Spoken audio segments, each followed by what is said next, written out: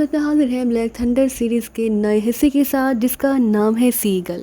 तो चलिए बिना किसी देरी के इस नावल का आगाज़ करते हैं। इमरान चादर ओढ़े कुर्सी पर नीम दराज था, शेव बड़ी हुई थी और सर पर लेटर बक्स नुमा टोपी पहन रखी थी।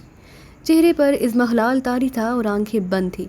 उसकी लिबास, बैठने का अंदाज और चेहरे पर मौजूद तासुरात से साफ दिखाई दे रहा था कि वो बीमारी के हाथों हासा निढाल हो चुका है। सामने मेज़ पर रंग बिरंगी शीशियों और ब्लस्टर पैकिंग के पैकेट भी रखे हुए थे। एक तरफ चाय का फ्लास्क मौजूद था, साथ ही चाय का एक खसूसी तौर पर बड़ा सा कप भी मौजूद था। यूं दिखाई दे रहा था कि मेज़ पर बाकायदा मेडिकल स्टोर खुला हुआ है।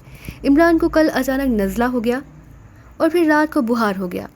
चूँकि उन दिनों मौसम तब्दील हो रहा था, इसलिए नज़ला, ज़ुकाम और बुखार की शिकायत आम थी। लेकिन इमरान की हालत और उसका अंदाज़ देखकर तो यूँ महसूस हो रहा था जैसे उसे दुनिया की कोई ऐसी खौफनाक बीमारी हो गई है जिसका अभी इलाज ही दरियाफ्त नहीं हो सका। कल से सुलेमान की कमबख्ती आई हुई थी। हर 10 मिनट बाद इमरान एक नई दवा लिखकर सुलेमान को देता। सुलेमान को मजबूरन मार्केट जाकर वो दवा लानी पड़ती और फिर वो दवा मेज़ पर पड़ी दूसरी दवाओं के साथ सज जाती और फिर 10-15 मिनट बाद एक नई दवा ले आने का हुक्म सादिर कर दिया जाता। चूँकि इमरान की हालत ऐसी थी कि सुलेमान को भी उसकी बीमारी की फ़िक्र पड़ी हुई थी। फिर इमरान बीमारी की वजह से बेहद चिड़चिड़ा और संजीदा हो रहा था, इसलिए सुलेमान कान दबाए उसके अहकामात पर मुसलसल अमल कर रहा था। उसने कई बार डॉक्टर को बुलाने या इमरान को अस्पताल पहुंचाने की दबे लफ्ज़ों में बात की थी, लेकिन इमरान ने उसे इंतहाई सख्ती से झिड़क दिया और सुलेमान मजबूरन खामोश हो गया। इस वक्त भी वो इमरान की लिखी हुई एक नई दवा लेने के लिए मार्केट गया हुआ था, इसलिए इमरान उसके इंतज़ार में आंखें बंद किए बैठा था कि अचानक साइड कुर्सी पर पड़े हुए टेलीफोन की घंटी बज उठी। चूँकि मेज़ पर टेलीफोन रखने की जगह बाकी ना थी, इसलिए सुलेमान ने उसे कुर्सी पर रख दिया। कई बार घंटी बजने के बावजूद इमरान वैसे ही आंखें बंद किए बैठा रहा, लेकिन जब घंटी मुसलसल बजती रही तो उसने आहिस्ता से आंखें खोली और फिर आहिस्ता आहिस्ता इस अंदाज में रिसीवर की तरफ हाथ बढ़ाया जैसे कार्टून फिल्म में स्लो मोशन कार्टून दिखाए जाते हैं। कुछ देर तक उसका हाथ रिसीवर पर इस तरह रहा जैसे उसे रिसीवर उठाने की हिम्मत ही ना हो रही थी या उसके जिस्म में रिसीवर उठाने की ताकत ही ना रही हो। फिर उसने आहिस्ता से रिसीवर उठाया और एक बार फिर स्लो मोशन में उसका हाथ वापस आ गया।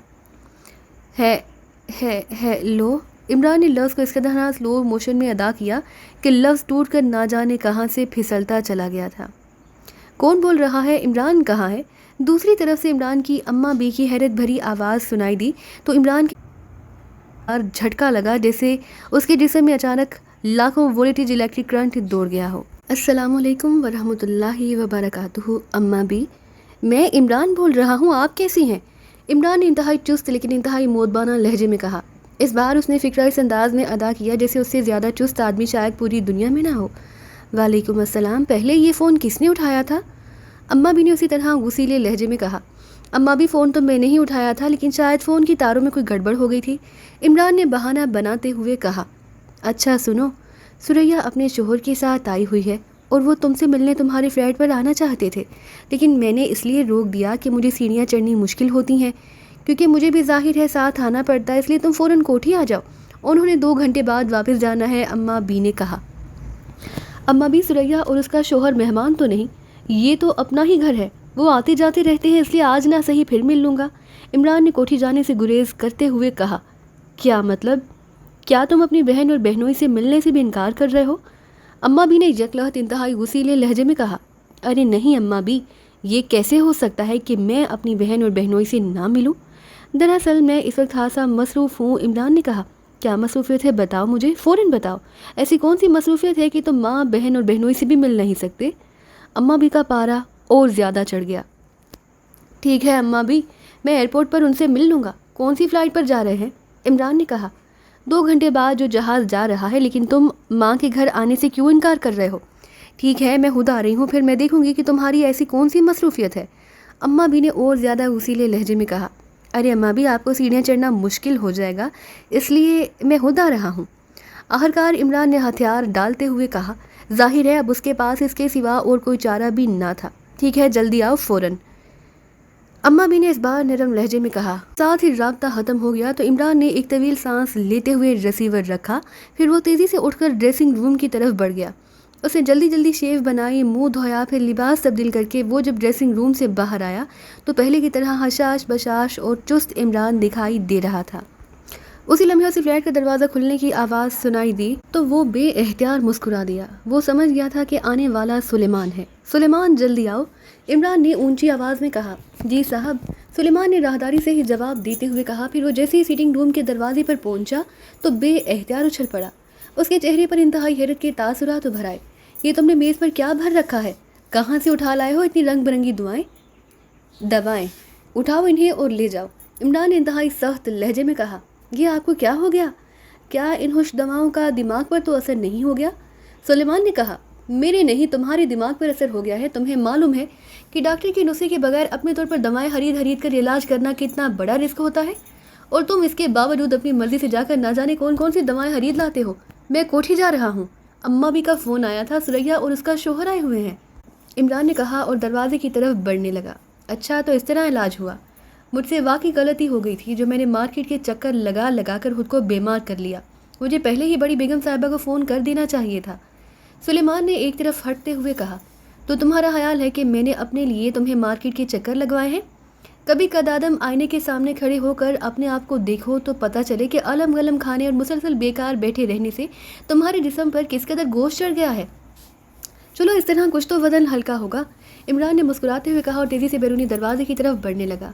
ठीक है, मैं बड़ी बेगम साहिबा को फ़ोन करके बता देता हूँ कि आपकी क्या हालत थी और अब आप उनसे छुपाने के लिए ज़बरदस्ती अपने आप को तंदुरुस्त जाहिर कर रहे हैं। फिर वो खुद ही आपका दुरुस्त इलाज कर लेंगी, सुलेमान ने कहा। तो इमरान तेज़ी से मुड़ा। अरे, ये क्या कह रहे हो? प्लीज़ आगा सुलेमान पाशा साहब, ये जुल्म ना करना, वरना अम्मा भी को तो तुम जानते ही हो। उन्होंने न जाने किस किस हकीम के जोशांदे बना कर मुझे ज़बरदस्ती पिला देने हैं, फिर न जाने कितनी मौजूदें भी साथ खानी पड़ेंगी। प्लीज़, इमरान ने इंतहाई बौखलाए हुए लहजे में कहा। उसे मालूम था कि अम्मा भी एलोपैथिक दवाओं से एलर्जिक हैं, उनका एतमाद हिकमत पर है। फिर उनके पास कुछ ऐसे पुराने नुस्खे मौजूद हैं जो नस्ल दर नस्ल चलते हुए उन तक पहुँचते हैं, इसलिए इमरान की वाकई शामत आ जानी थी। ये ठीक है कि उसे नज़ला और हल्का सा बुहार था और बाकी जो कुछ था सिर्फ सुलेमान को तंग करने का ड्रामा था। अगर अम्मा भी का फ़ोन ना आ जाता तो न जाने वो भी तक सुलेमान को कितना तंग और जिश करता, लेकिन अब सुलेमान ने धमकी देकर उसको वाकई हवास बाख्ता कर दिया था। उसे मालूम था कि अगर सुलेमान ने वाकई अम्मा भी को फ़ोन करके इमरान की कैफियत बता दी तो फिर ये सारा ड्रामा उसके ऐसा गले पड़ जाएगा कि ना जाने मानदन और ना पाए रफ्तन वाला सिलसिला हो जाएगा। मेरी टांगें शदीद दर्द कर रही हैं और जाहिर है अब मुझे उनकी मालिश करानी होगी, चूँकि मैं बेहद थक गया हूँ, इसलिए नामहाला मुझसे खाना भी ना पक सकेगा। मुझे किसी अच्छे से होटल में ले जाकर खाना पड़ेगा। सुलेमान ने फ़ौरन ही अपना ड्रामा शुरू कर दी। बिल्कुल ज़रूर मालिश कराओ, बल्कि टांगों के साथ साथ सर की भी मालिश करा लेना। खाना खुद खाने के साथ साथ मेरे लिए भी ले आना, इमरान ने सुलेमान का मतलब समझते हुए फ़ौरन कहा। बहुत शुक्रिया साहब, आपने इजाज़त दे दी है। मैं अब अम्मा भी को फ़ोन करके उन्हें सारी तफसील बता देता हूँ। वो बेहद शफीक खातून है, वो फ़ौरन मुझे ये सब कुछ कराने के लिए रकम दे देंगी, सुलेमान ने जवाब दिया। तो इमरान बेएहतियार उछल पड़ा। अरे, क्या मतलब? अब मैं इतना भी गया गुजरा नहीं कि 50-60 रुपये भी ना दे सकूं? 50-60 हज़ार रुपये? ये क्या कह रहे हैं आप? इसका मतलब है कि आपको वाकई फ्लैट से बाहर की दुनिया की खबर ही नहीं। 50-60 हज़ार रुपये में आता क्या है? आपको मालूम है कि मसाज सेंटर वाले सर और टांगों के दरमियान करने की क्या फ़ीस वसूल करते हैं? आहर उन्होंने मसाज के लिए खूबसूरत और ट्रेनिंग लड़कियां रखी होती हैं, उन्हें वो भारी तनख्वाहें देते हैं, फिर उनका अपना खर्चा है। मसाज की मशीनें वो बहुत कीमती होती हैं, फिर बिजली का अपना खर्चा, फिर आजकल किराए भी बहुत बढ़ गए हैं। और आप कह रहे हैं कि 50-60 हज़ार में ये सब कुछ कर लेने के साथ साथ किसी अच्छे से होटल में खाना भी खा लूँ और आपके लिए भी ले आऊँ, सुलेमान ने कहा। तो इमरान की आंखें हैरत से फैलकर मुहावरतन नहीं हकीकतन उसके कानों तक पहुँच गई। मगर तुम तो मालिश की बात कर रहे थे। वो रंग बिरंगी तेल की बोतलें छनकाते फुटपाथों पर फिरते हुए हैं मालशी, वो 10-12 रुपये में मालिश कर देते हैं और खाना भी बादशाह के होटल से 10-12 रुपये में तुम खा सकते हो। चलो, मेरे लिए ना लाना, मैं अम्मा भी के साथ खा लूँगा। चलो, अब तो ठीक है, इमरान ने कहा। तो आपका मतलब है कि आल पाकिशा बावर्ची एसोसिएशन का सदर अब ये सब कुछ करेगा? फिर ठीक है, आप बेशक ना दें, रकम मैं बड़ी बेगम साहिबा से खुद ही ले लूँगा। आप अपने 50-60 हज़ार बचा लें। आहाँ, हद हो गई कंजूसी की, सुलेमान ने मुंह बनाते हुए कहा। अरे, मैंने 50-60 रुपये कहे हैं, 50-60 हज़ार नहीं कहे, इमरान ने कहा। तो आपका मतलब है आल पाकिशा बावर्ची एसोसिएशन का सदर अब ये सब कुछ करेगा? फिर ठीक है, आप बेशक ना दें, रकम मैं बड़ी बेगम साहिबा से खुद ही ले लूँगा। आप अपने 50-60 हज़ार बचा लें, हद हो गई कंजूसी की, सुलेमान ने मुंह बनाते हुए कहा। अरे, मैंने 50-60 रुपये कहे, 50-60 हज़ार नहीं कहे, इमरान ने कहा। फिर तो आपसे बात करना ही फजूल है, آپ تشریف لے جائیے، بڑی بیگم صاحبہ انتظار کر رہی ہوں گی، ویسے میں انہیں کہہ دیتا ہوں کہ آپ یہاں سے چل پڑے ہیں، سلیمان نے کہا اور واپس مڑ گیا۔ ارے ٹھہرو، یا اللہ، کس بلیک میلر سے واسطہ پڑ گیا ہے؟ اچھا سنو، وہ میرے نیلے سوٹ کی جیب میں 2000 روپے ہیں، وہ لے لو، چلو اب تو ہوش ہونا، عمران نے کہا۔ نیلے سوٹ کی بائیں جیب میں یا اندرونی جیب میں؟ سلیمان نے مسکراتے ہوئے کہا۔ کیا مطلب، کیا تم پہلے ہی تلاشی لے چکے ہو؟ عمران نے اچھلتے ہوئے کہا۔ مجھے ان سوٹوں کی روزانہ صفائی کرنی پڑتی ہے اور آج کل کرنسی نوٹ اس قدر گندے ہوتے ہیں کہ جی چاہتا ہے کہ انہیں باقاعدہ ڈرائی کلین کرایا جائے، اس لیے ان کی جیبوں میں موجود حفظانی صحت کے اصولوں کے خلاف ہے، سلیمان نے جواب دیا۔ تو کیا مطلب، وہ اندرونی جیب میں 2 لاکھ روپے تھے؟ وہ میں نے مشکل وقت کے لیے رکھے تھے، عمران نے ہکلاتے ہوئے کہا۔ آپ کی بیماری سے زیادہ مشکل وقت کون سا ہو سکتا ہے؟ یہ آپ نے جو دوائیں منگوائی ہیں کیا یہ مفت ملتی ہیں؟ ابھی کوئی حیراتی میڈیکل سٹور وجود میں آیا نہیں اور آپ تو روزانہ اخبار پڑھتے ہی رہتے ہیں جن میں دواؤں کی روزانہ بڑھتی ہوئی قیمتوں کے بارے میں خبریں آتی رہتی ہیں، اس لیے 2 لاکھ روپے کی کیا حیثیت ہے؟ سلیمان نے منہ بناتے ہوئے کہا تو عمران نے بے احتیاط ایک طویل سانس لیا۔ ٹھیک ہے، کر دو اماں بھی کو فون، میں وہیں جا رہا ہوں۔ جب وہ مجھے دیکھیں گی تو انہیں خود ہی معلوم ہو جائے گا کہ تم جھوٹ بول رہے ہو، اور یہ تو تمہیں معلوم ہے کہ جھوٹ سے انہیں کس قدر نفرت ہے۔ عمران نے ایک اور پہلو پر بات کرتے ہوئے کہا۔ میں انہیں کہہ دوں گا کہ آپ کا ہاتھ پکڑ کر دیکھ لیں، انہیں حد بھی سب کچھ معلوم ہو جائے گا، آپ جائیے آپ۔ سلیمان بھلا اتنی آسانی سے کہاں قابو آنے والا تھا؟ تو اس سے کیا فرق پڑتا ہے، بخار تو ہے لیکن بہت ہلکا ہے، اور ہلکا بخار تو بہرحال اس موسم کا میوہ ہے، عمران نے کہا۔ وہ انتہائی شفیق اماں ہیں اور آپ ان کے اکلوتے بیٹے، اس لیے ہلکا بخار ان کے لیے تیز بخار خود بخود بن جائے گا، سلیمان نے جواب دیتے ہوئے کہا۔ یا اللہ، اس قدر سرد و گرم چشیدہ باورچی تم نے میرے نصیب میں ہی لکھا تھا، عمران نے رو دینے والے لہجے میں کہا، اور اس کے ساتھ ہی اس نے کوٹ کی اندرونی جیب سے نوٹوں کی گڈی نکال کر سلیمان کی طرف بڑھا دی۔ یہ لو، اب میں کیا کر سکتا ہوں، بدمزہ جو شاندار پینے سے تو بہتر ہے کہ آدمی خالی جیب ہی رہ جائے، عمران نے منہ بناتے ہوئے کہا۔ اس کا مطلب ہے کہ مجھے صفائی کا معیار زیادہ بہتر کرنا پڑے گا، ورنہ اس قدر گندے کرنسی نوٹ آپ کی جیبوں میں رہ جاتے ہوں گے، سلیمان نے کہا، پھر تیزی سے مڑ گیا۔ صرف اپنے دل کی صفائی کرا لو تاکہ اس میں موجود دولت کی ہوس نکل جائے، یہی کافی ہے، عمران نے غصیلے لہجے میں کہا اور تیزی سے دروازے کی طرف بڑھ گیا۔ ناراک کی سب سے مشہور ہوٹل ناراک لائن کے ڈانسنگ ہال میں اس قدر رش تھا کہ ڈانس کرنے والے جوڑوں کو کھل کر سٹیپ لینے کی جگہ بھی نہ مل رہی تھی۔ البتہ ڈانسنگ ہال کی سائڈوں میں موجود میزوں اور کرسیوں میں سے اکثر سیٹیں خالی تھیں۔ ایسے ہی ایک سیٹ پر ایک لمبے قد اور چوڑے شانوں والا خوبصورت تحریمی نوجوان، جس کے سنہرے بال اس کے کاندھوں تک تھے، انتہائی جدید تراش کا سوٹ پہنے بیٹھا شراب پینے میں مصروف تھا۔ اپنے سٹائل اور انداز سے وہ ہالی ووڈ کا کوئی رومانٹک ہیرو لگ رہا تھا۔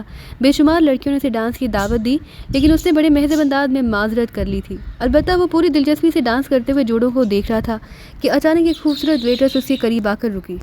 نوجوان نے چونک کر اس کی طرف دیکھا۔ مسٹر کراؤن، آپ کی کال ہے، ویٹرس نے انتہائی دل فریب انداز میں مسکراتے ہوئے کہا، ساتھ ہی ہاتھ میں پکڑے ہوئے کارڈلیس فون پیس کو اس نے میز پر رکھا، سر جھکایا، تیزی سے آگے بڑھ گئی۔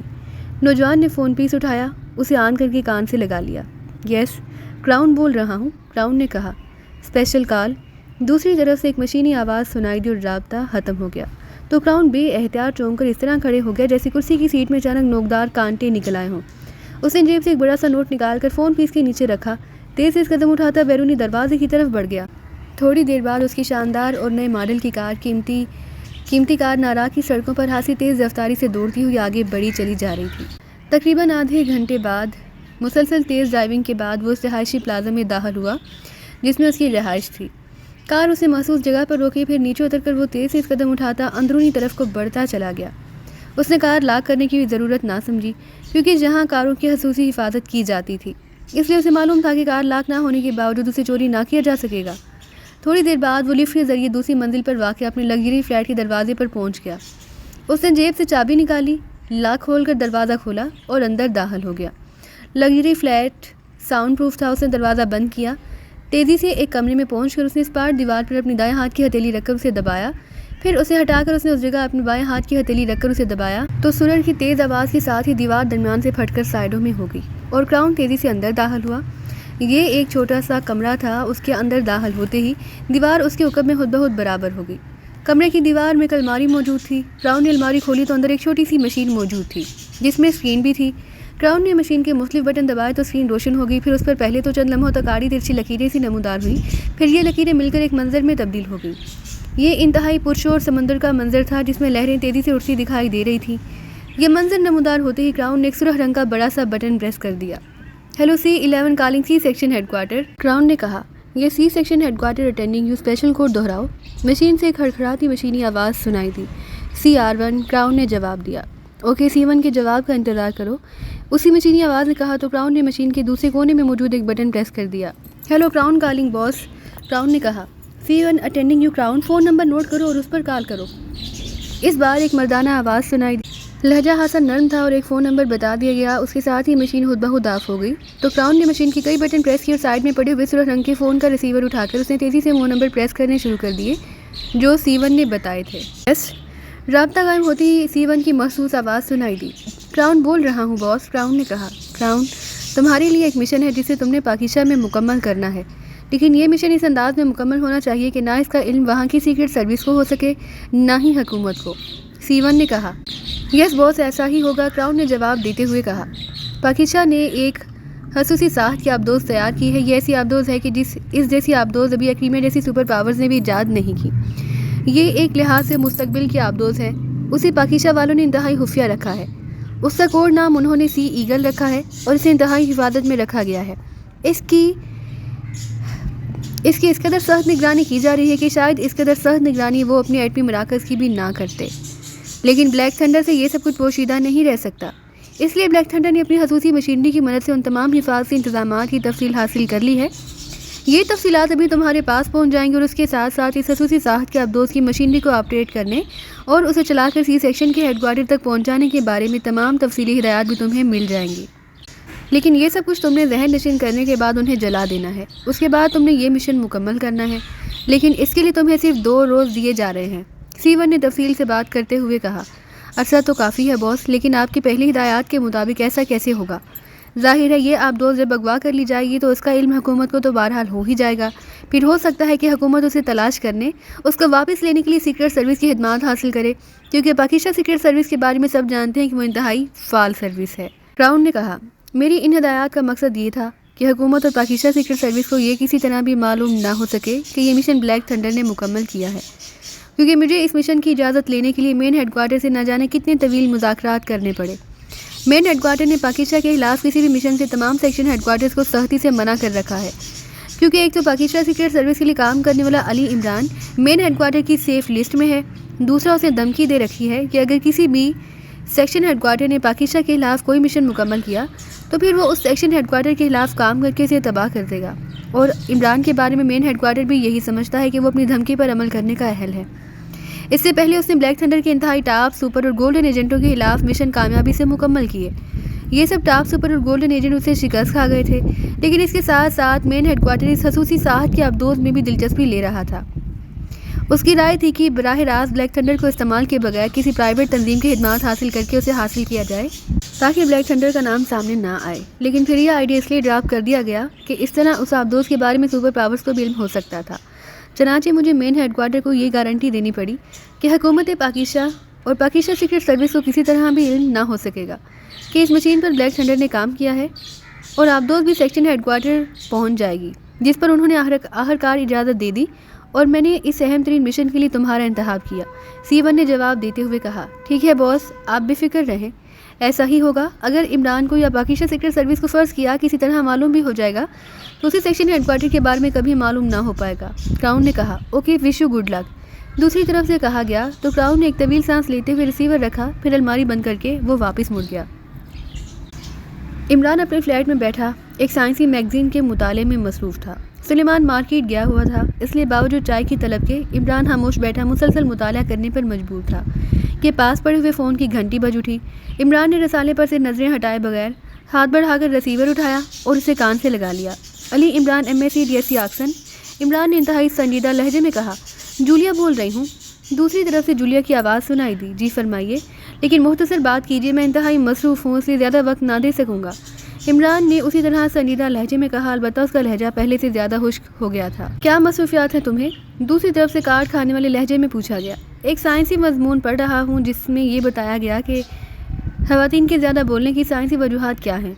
सबसे बुनियादी वजह ये बताई गई कि मर्द औरतों को ज़्यादा से ज़्यादा सुनना चाहते हैं, ख़ास तौर पर मुतरन्नम आवाज़ की मालिक ख़वातीन को, इसलिए वो ख़वातीन की हौसला अफजाई करते हैं। आपकी तो आवाज़ भी मुतरन्नम नहीं और मैं आपकी हौसला अफजाई भी नहीं करना चाहता, इसलिए फरमाइए। عمران نے اسی طرح ہوش لہجے میں کہا، میں خود آ رہی ہوں تمہارا حوصلہ افزائی کرنے کے لیے۔ دوسری طرف سے انتہائی جھلائے ہوئے لہجے میں کہا گیا۔ اس کے ساتھ ہی رابطہ ختم ہو گیا تو عمران نے ریسیور رکھ دیا، لیکن اس کی نظریں اسی طرح رسالے پر جمی رہی۔ لیکن چند لمحہ بعد فون کی گھنٹی ایک بار پھر بج اٹھی تو عمران نے ایک طویل سانس لیتے ہوئے رسالہ بند کر کے میز پر رکھ دیا۔ ویسے بھی جو مضمون وہ پڑھ رہا تھا وہ مکمل ہو چکا تھا، کیونکہ اب چائے کے بغیر اسے دوسرا مضمون پڑھنے کی ہمت نہ ہو رہی تھی، اس لیے اس نے رسالہ بند کر دیا۔ فون کی گھنٹی مسلسل بجے جا رہی تھی۔ عمران نے ہاتھ بڑھا کر ریسیور اٹھا لیا۔ اسے یقین تھا کہ جولیا کا ہی فون ہوگا، کیونکہ جولیا نے اس وقت تو غصے کے عالم میں فون بند کر دیا تھا اور آنے کا اعلان کر دیا تھا، لیکن اتنی بات وہ بھی جانتا تھا کہ جولیا دانستہ اس کے فلیٹ میں کم آتی ہے، اور اگر آتی ہے تو اپنے ساتھ سیکرٹ سروس سے کسی نہ کسی ممبر کو لے کر ہی آتی ہے، کیونکہ اب جولیا سوائے رنگ و روپ اور نقوش کے ذہنی اور قلبی طور پر مکمل مشرقی لڑکی کے روپ میں ڈھل چکی تھی۔ Ali Imran MSc DSc آکسن۔ عمران نے جان بوجھ کر خشک اور سنیدہ لہجے میں کہا، سلطان بول رہا ہوں عمران، ایک انتہائی اہم مسئلہ سامنے آ گیا ہے، فوراً میرے آفس میں پہنچو فوراً۔ سر سلطان نے رسمی سلام دعا کے بعد تیز لہجے میں کہا اور رابطہ ختم کر دیا۔ عمران بے احتیاط مسکرا دیا۔ وہ سمجھ گیا تھا کہ واقعی کوئی ہنگامی مسئلہ ہوگا، اس لیے سر سلطان نے جان بوجھ کر ریسیور رکھ دیا ہے، کیونکہ انہیں معلوم ہے کہ عمران نے باز نہیں آنا اور وہ ظاہر ہے مزید وقت نہ دے سکتے ہوں گے۔ اس نے ایک بار پھر ریسیور اٹھایا اور تیزی سے نمبر ڈائل کرنے شروع کر دیے۔ X2۔ رابطہ قائم ہوتے ہی بلیک زیرو کی محسوس آواز سنائی دی، عمران بول رہا ہوں طاہر، سر سلطان کا بھی فون آیا، کسی اہم مسئلے کے سلسلے میں انہوں نے مجھے فوراً کال کیا، لیکن میرا مسئلہ یہ ہے کہ جولیا نے بھی فون کیا، وہ میرے فلیٹ پر مجھ سے ملنے آ رہی ہے، لڑنے آ رہی ہے، اس لیے اگر وہ پہنچ گئی تو پھر مسئلہ ٹیڑھا ہو جائے گا۔ عمران نے کہا، تو آپ جلد از جلد فلیٹ چھوڑ دیں، وہ خود ہی واپس چلی جائے گی۔ بلیک زیرو نے اس بار اپنے اصل لہجے میں کہا، تمہارا مطلب ہے کہ باتھ روم بھی نہ جاؤں اور جب سر سلطان اہم بات کر رہے ہوں تو میں دفتر کا باتھ روم تلاش کرتا پھروں؟ عمران نے مسکراتے ہوئے کہا، تو دوسری طرف سے بلیک زیرو بے اختیار ہنس پڑا۔ پھر میرے لیے کیا حکم ہے؟ بلیک زیرو نے ہنستے ہوئے کہا، البتہ ایسا ہو سکتا ہے کہ میری جگہ تم ہو آؤ۔ عمران نے کہا، آپ کا مطلب ہے کہ آپ کی جگہ میں سر سلطان کے آفس چلا جاؤں؟ بلیک زیرو نے چونک کر کہا، نہیں، سر سلطان کے آفس کی بات نہیں کر رہا، میرا مطلب تھا باتھ روم سے۔ عمران نے جواب دیا تو بلیک زیرو بے اختیار کھلکھلا کر ہنس پڑا۔ آپ کا مطلب ہے کہ آپ کی جگہ میں باتھ روم ہو آؤں؟ بلیک زیرو نے ہنستے ہوئے کہا، ہاں، اس میں آخر حرج ہی کیا ہے، آخر میں تمہارا نمائندہ خصوصی ہوں، اس لیے اگر میں تمہاری جگہ کام کر سکتا ہوں تو تم بھی میری جگہ کام کر سکتے ہو۔ عمران نے جواب دیا، ٹھیک ہے، اگر آپ کی تسلی اس طرح ہو سکتی ہے تو مجھے اعتراض نہیں۔ بلیک زیرو نے ہنستے ہوئے کہا، ارے ہاں، باقی مسئلہ تو تسلی کا ہے، چلو پھر ایسا کرو کہ جولیا کی فلیٹ پر فون کرو کہ اگر وہ وہاں موجود ہو تو اسے کوئی کام بتا دو، اور اگر وہ وہاں سے روانہ ہو گئی ہے اور فون ٹیپ سے معلوم ہو کہ وہ میرے فلیٹ کے لیے روانہ ہوئی ہے تو پھر اس کے یہاں پہنچنے کا اندازہ کر کے یہاں فون کرو اور اسے واپس اپنے فلیٹ پر جانے کا کہہ دو، کیونکہ تم نے کسی بھی وقت اسے ہدایات دینی ہے۔ عمران نے کہا، اوکے۔ بلیک زیرو نے کہا تو عمران نے ریسیور رکھ دیا۔ پھر وہ ڈریسنگ روم کی طرف بڑھ گیا۔ تھوڑی دیر بعد جب وہ ڈریسنگ روم سے باہر آیا تو اس لمحے کالول کی آواز سنائی دی۔ عمران سر ہلاتا ہوا دروازے کی طرف بڑھ گیا۔ کون ہے؟ عمران نے دروازہ کھولنے سے پہلے اونچی آواز میں پوچھا۔ میں جولیا ہوں، دروازہ کھولو۔ باہر سے جولیا کی تیز اور غصے سے بھری ہوئی آواز سنائی دی۔ واہ، اسے کہتے ہیں خوش نصیبی کہ یہاں خود چل کر آئے اور درِ دل پر دستک بھی دے، واہ، عمران نے اونچی آواز میں کہا، اور اس کے ساتھ ہی دروازہ کھول کر وہ ایک طرف ہٹ گیا۔ یہ تم نے کیوں خشک اور سرد لہجے میں مجھ سے بات کی تھی؟ بولو، جولیا نے اندر داخل ہوتے ہی غصیلے لہجے میں کہا، لیکن اس کا غصہ صاف مصنوعی محسوس ہو رہا تھا اور عمران اس کی وجہ جانتا تھا کہ اس کی فکر کے بعد جولیا کا اصل غصہ بہرحال غائب ہو ہی جانا تھا۔ مس جولیا، ملاقات کے لیے نہ جانے کیا کیا پاپڑ بیلنے پڑتے ہیں، اس کے باوجود بعض اوقات پاپڑ خراب ہو جاتے ہیں، بعض اوقات زیادہ بیلے جاتے ہیں اور بعض اوقات سرے سے بیلے ہی نہیں جا سکتے۔ بہرحال اس بار پاپڑ صحیح بیلے گئے ہیں اور تم یہاں آ گئی ہو، ورنہ نہ جانے ہجرت کی کتنی صدیاں گزر گئی ہیں۔ عمران نے کہا تو جولیا بے احتیاط ہنس پڑی۔ خدا کی پناہ تم سے، تم تو عورتوں سے بھی زیادہ بولتے ہو، یہ کیا بات ہے؟ اس مضمون میں نہیں لکھی گئی تم جسے پڑھ رہے تھے؟ جولیا نے ہنستے ہوئے کہا، لکھی ہوئی تھی۔ عمران نے دروازہ بند کر کے سیٹنگ روم کی طرف جاتے ہوئے کہا، کیا لکھا ہوا تھا؟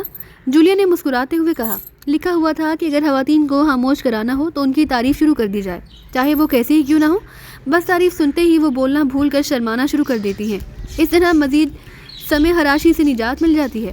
عمران نے بڑے معصوم سے لہجے میں کہا، ہاں، تو تم نے اس لیے میری تعریف کی ہے، کیوں؟ جولیا نے ایک بار پھر غصے سے پھنکارتے ہوئے کہا، ارے وہ تو میں مضمون کی بات کر رہا تھا، اب بیچارے مضمون نگار کی قسمت کہ اسے کوئی خوبصورت خاتون ملی ہی نہیں، ورنہ اس کی بجائے یہ لکھتا کہ اگر خوبصورت خاتون کے سامنے سچ بولا جائے تو پھر وہ خاموش ہو جاتی ہے۔ عمران نے مسکراتے ہوئے کہا اور کرسی پر بیٹھ گیا۔ جولیا اس کی بات کا مطلب سمجھ کر بے احتیاط کھلکھلا کر ہنس پڑی۔ اس کا چہرہ اس کے اندرونی مسرت سے کھل اٹھا۔ یہ سلیمان کدھر ہے؟ اچانک جولیا نے چونک کر پوچھا۔ وہ مارکیٹ گیا ہے اور کافی دیر سے گیا ہوا ہے۔ عمران نے جولیا کی بات کا مطلب سمجھتے ہوئے کہا، کیونکہ جولیا کو اب خیال آیا اور چونکہ عمران نے خود ہی دروازہ کھولا تھا اس لیے لامحالہ سلیمان فلیٹ پر موجود نہیں۔ کیوں اتنی دیر وہ کیوں لگاتا ہے مارکیٹ میں؟ 2 آدمیوں کے لیے اب اتنی خریداری تو نہ کرنی پڑتی ہوگی اسے، جولیا نے کہا۔ خریداری، کاش یہ لفظ کبھی حقیقت کا روپ دھار سکتا۔ عمران نے ایک طویل اور حسرت بھرا سانس لیتے ہوئے کہا، کیا مطلب؟ مارکیٹ جانے کا مطلب تو خریداری کرنا ہی ہوتا ہے، جولیا نے چونک کر کہا۔ خریداری نقد رقم سے کی جاتی ہے، ادھار مانگنے کو خریداری نہیں کہا جا سکتا۔ دکانیں گھومنا پڑتی ہیں، پھر کوئی رحم کھا کر ادھار چیز دے دیتا ہے۔ عمران نے منہ بناتے ہوئے کہا تو جولیا بے احتیاط کھلکھلا کر ہنس پڑی۔ اب تمہارا یہ ڈرامہ کافی پرانا ہو گیا، اس لیے میری مانو تو اسے چھوڑ دو اور کوئی بات کیا کرو، جولیا نے ہنستے ہوئے کہا۔ اس کا مطلب ہے کہ آخرکار تنویر کامیاب ہو ہی گیا، عمران نے انتہائی افسردہ سے لہجے میں کہا۔ اس کے چہرے پر یکلخت انتہائی افسردگی کے تاثرات ابھر آئے۔ کیا مطلب؟ یہ تنویر کی کامیابی اور تمہاری افسردگی کا کیا مطلب ہوا؟ جولیا نے حیران ہو کر کہا۔ تم خود ہی مشورہ دے رہی ہو کہ میں کچھ پرانا ہو گیا ہوں، اسے چھوڑ دوں؟ اس کا مطلب صاف ہے کہ تنویر کے لیے میدان خالی ہو جائے گا، عمران نے کہا تو جولیا بے احتیاط اچھل پڑی۔ میں نے ڈرامے کی بات کی تھی اور تم اسے کہاں لے گئے ہو؟ نان سینس، جولیا نے غصیلے لہجے میں کہا۔ زندگی خود ایک ڈرامہ ہے مس جولیا، عمران نے کہا۔ لیکن اس سے پہلے کہ جولیا کوئی جواب دیتی فون کی گھنٹی بج اٹھی اور عمران سمجھ گیا کہ بلیک زیرو کی کال ہوگی۔ عمران نے ریسیور اٹھا لیا، ساتھ ہی لاؤڈر کا بٹن بھی پریس کر دیا۔ پرانا ڈرامے باز علی عمران بول رہا ہوں، عمران نے کہا۔ سلطان بول رہا ہوں، تم ابھی تک وہیں موجود ہو جبکہ میں یہاں تمہارا انتظار کر رہا ہوں، جلدی آؤ۔ دوسری طرف سے سلطان کی انتہائی غصیلی آواز سنائی دی، اس کے ساتھ ہی رابطہ ختم ہو گیا۔ لو سنو، ان بزرگوں کو بھی یہی موقع ملتا ہے بلانے کا۔ اب تم بتاؤ، جولیا اتنی طویل مدت کے بعد فلیٹ پر باہر آئی تو کون کمبخت باہر کو چھوڑ کر بوڑھے ٹنمنٹ درختوں کو دیکھنا پسند کرے گا؟ عمران نے منہ بناتے ہوئے کہا۔ کیوں بلا رہے ہیں وہ تمہیں؟ انہیں تم سے کیا کام پڑ سکتا ہے؟ جولیا نے کہا۔ پہلے فون آیا تھا کہ انہوں نے میرے لیے کوئی لڑکی دیکھی ہے، بات چیت بھی کر لی ہے، اس لیے اب وہ مجھے بر دکھاوے کے لیے ساتھ لے جانا چاہتے ہیں۔ لیکن تم جانتی ہو کہ میں یک درگیر اور محکم گیر کے فلسفے کا قائل ہوں، یعنی ایک دروازہ پکڑو اور مضبوطی سے پکڑے رکھو۔ اس لیے میں نے آ کر کے ٹال دیا، لیکن انہوں نے پھر فون کر دیا، عمران نے کہا۔ نہیں، کوئی اور بات ہوگی، مجھے معلوم ہے۔ تم نے لباس بھی بدلا ہوا ہے، اس کا مطلب ہے کہ اگر میں لیٹ ہو جاتی تو تم جا چکے ہوتے۔ بتاؤ کیوں بلا رہے ہیں؟ سچ سچ بتاؤ، جولیا نے کہا۔ سچ سچ بتا دوں، لیکن سوچ لو، اگر ایک بزرگ کا کھول ہے کہ سچ بولنے سے الاؤ بھڑک اٹھتے ہیں، آتش فشاں پھٹ پڑتے ہیں، سب کچھ تباہ ہو جاتا ہے اگر سچ سننے والے کو سچ سننے کا حوصلہ نہ ہو، عمران نے کہا۔ لیکن اس سے پہلے کہ جولیا اس کی بات کا کوئی جواب دیتی، ٹیلی فون کی گھنٹی ایک بار پھر بج اٹھی۔ معلوم ہوتا ہے کہ سر سلطان سچ بولنے پر مجبور کر ہی دیں گے، عمران نے منہ بناتے ہوئے کہا اور ریسیور اٹھا لیا۔ سچ بولنے کے لیے تیار علی عمران۔ عمران MSc DSc آکسن بول رہا ہوں، عمران نے کہا۔ X2 دوسری طرف سے محسوس آواز سنائی دی تو عمران کے ساتھ ساتھ جولیا بھی چونک پڑی۔ سوری جناب، ایک بار سچ بولنے کا حوصلہ نہیں ہو رہا، آپ 2 یعنی 2 بار کہہ رہے ہیں، پھر صرف الاؤ ہی نہیں بھڑکیں گے، آتش فشاں ہی پھٹیں گے، بلکہ قیامت برپا ہو جائے گی، عمران نے کہا۔ جولیا پہنچ گئی ہے تمہاری فلیٹ پر یا نہیں؟ کیونکہ اس نے اپنی فلیٹ کے فون ٹیپ پر پیغام چھوڑا ہے کہ وہ تمہاری فلیٹ پر جا رہی ہے، دوسری طرف سے X2 کی آواز سنائی دی۔ وہی تو مجھے سچ بولنے پر تیار کر رہی ہے، اب آپ بتائیے کہ کیا واقعی مجھے سچ بول دینا چاہیے، عمران نے کہا۔ ریسیور جولیا کو دو، دوسری طرف سے پہلے سے بھی زیادہ سرد لہجے میں کہا گیا۔ لو سنو، اب سنو سچ اور سر دھنو، کیونکہ سچ سننے کے بعد آدمی سر ہی دھن سکتا ہے، کپاس تو نہیں دھن سکتا، عمران نے کہا اور ریسیور جولیا کی اور بڑھا دیا۔ جولیا بول رہی ہوں سر میں ابھی جہاں پہنچی ہوں، جولیا نے کہا۔ تم واپس اپنی فلیٹ پر جاؤ اور تمام ممبران کو فون کر کے انہیں بھی اپنی فلیٹ میں رہنے کی ہدایات کرو، میں جلدی تمہیں ضروری ہدایات دوں گا، دوسری طرف سے سرد لہجے میں کہا گیا۔ یس سر، لیکن کیا یہ ہدایات عمران کے لیے نہیں ہے سر؟ جولیا نے عمران کی طرف دیکھتے ہوئے پوچھا۔ اطلاع سر سلطان کی طرف پہنچی ہے، اس لیے میں نے سر سلطان کو بھی کہہ دیا کہ اطلاع وہ عمران کے حوالے کر دیں، اور عمران کو بھی حکم دے دیا گیا تھا کہ وہ جلد از جلد سر سلطان کے آفس پہنچ جائے، بلیک زیرو نے کہا۔ او سر، وہ عمران کو جلد از جلد اپنے آفس پہنچنے کا کہہ رہے تھے، لیکن عمران کے انداز سے تو یہی لگتا ہے کہ جیسے وہ وہاں جانے کا ارادہ نہیں رکھتا، جولیا نے جلدی سے کہا۔ تم میری ہدایت پر عمل کرو، اگر عمران نے میری ہدایت کی خلاف ورزی کی تو اس کا عبرتناک انجام اسے خود ہی بھگتنا ہوگا، دوسری طرف سے انتہائی سخت لہجے میں کہا گیا۔ اس کے ساتھ ہی رابطہ ختم ہو گیا تو جولیا نے ایک طویل سانس لیتے ہوئے ریسیور رکھ دیا اور اٹھ کھڑی ہوئی۔ ارے کیا ہوا، بیٹھو، ایک تو تم فلیٹ پر آتی ہی نہیں، اور اگر آئی ہو تو ساتھ کسی نہ کسی ممبر کو لے کر آ جاتی ہو، اس طرح حال دل تمہیں سنایا ہی نہیں جا سکتا۔ اب اگر خوش قسمتی سے تم اکیلی آ ہی گئی ہو تو بیٹھو، یہ چیف اور سر سلطان نے تو شاید آپس میں ہم دونوں کے خلاف سازش کر رکھی ہے، بیٹھو، عمران نے کہا۔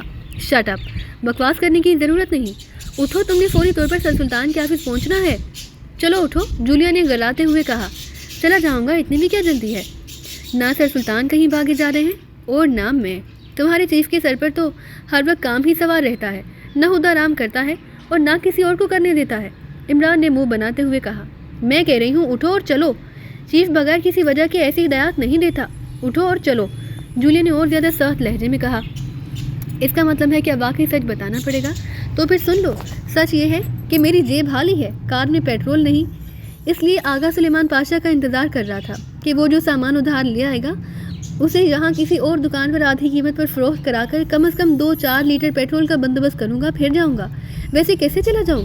عمران نے بڑے مسمسے سے لہجے میں کہا۔ چلو میں تمہیں سینٹرل سیکریٹریٹ چھوڑ کر آگے چلی جاؤں گی، چلو، جولیا نے بھنائے ہوئے لہجے میں کہا۔ تمہارا مطلب ہے کہ میں سر سلطان تک پہنچ ہی نہ سکوں، کیونکہ تم نے تو مجھے سینٹرل سیکریٹریٹ سے باہر ڈراپ کر دینا ہے اور میں کار سے اتر کر پیدل جوتیاں چڑھاتا سینٹرل سیکریٹریٹ گیٹ پر پہنچوں گا، تو کیا آپ مجھے اندر جانے دیں گے؟ ہرگز نہیں، وہاں بھی کار والے کو سلام کیا جاتا ہے۔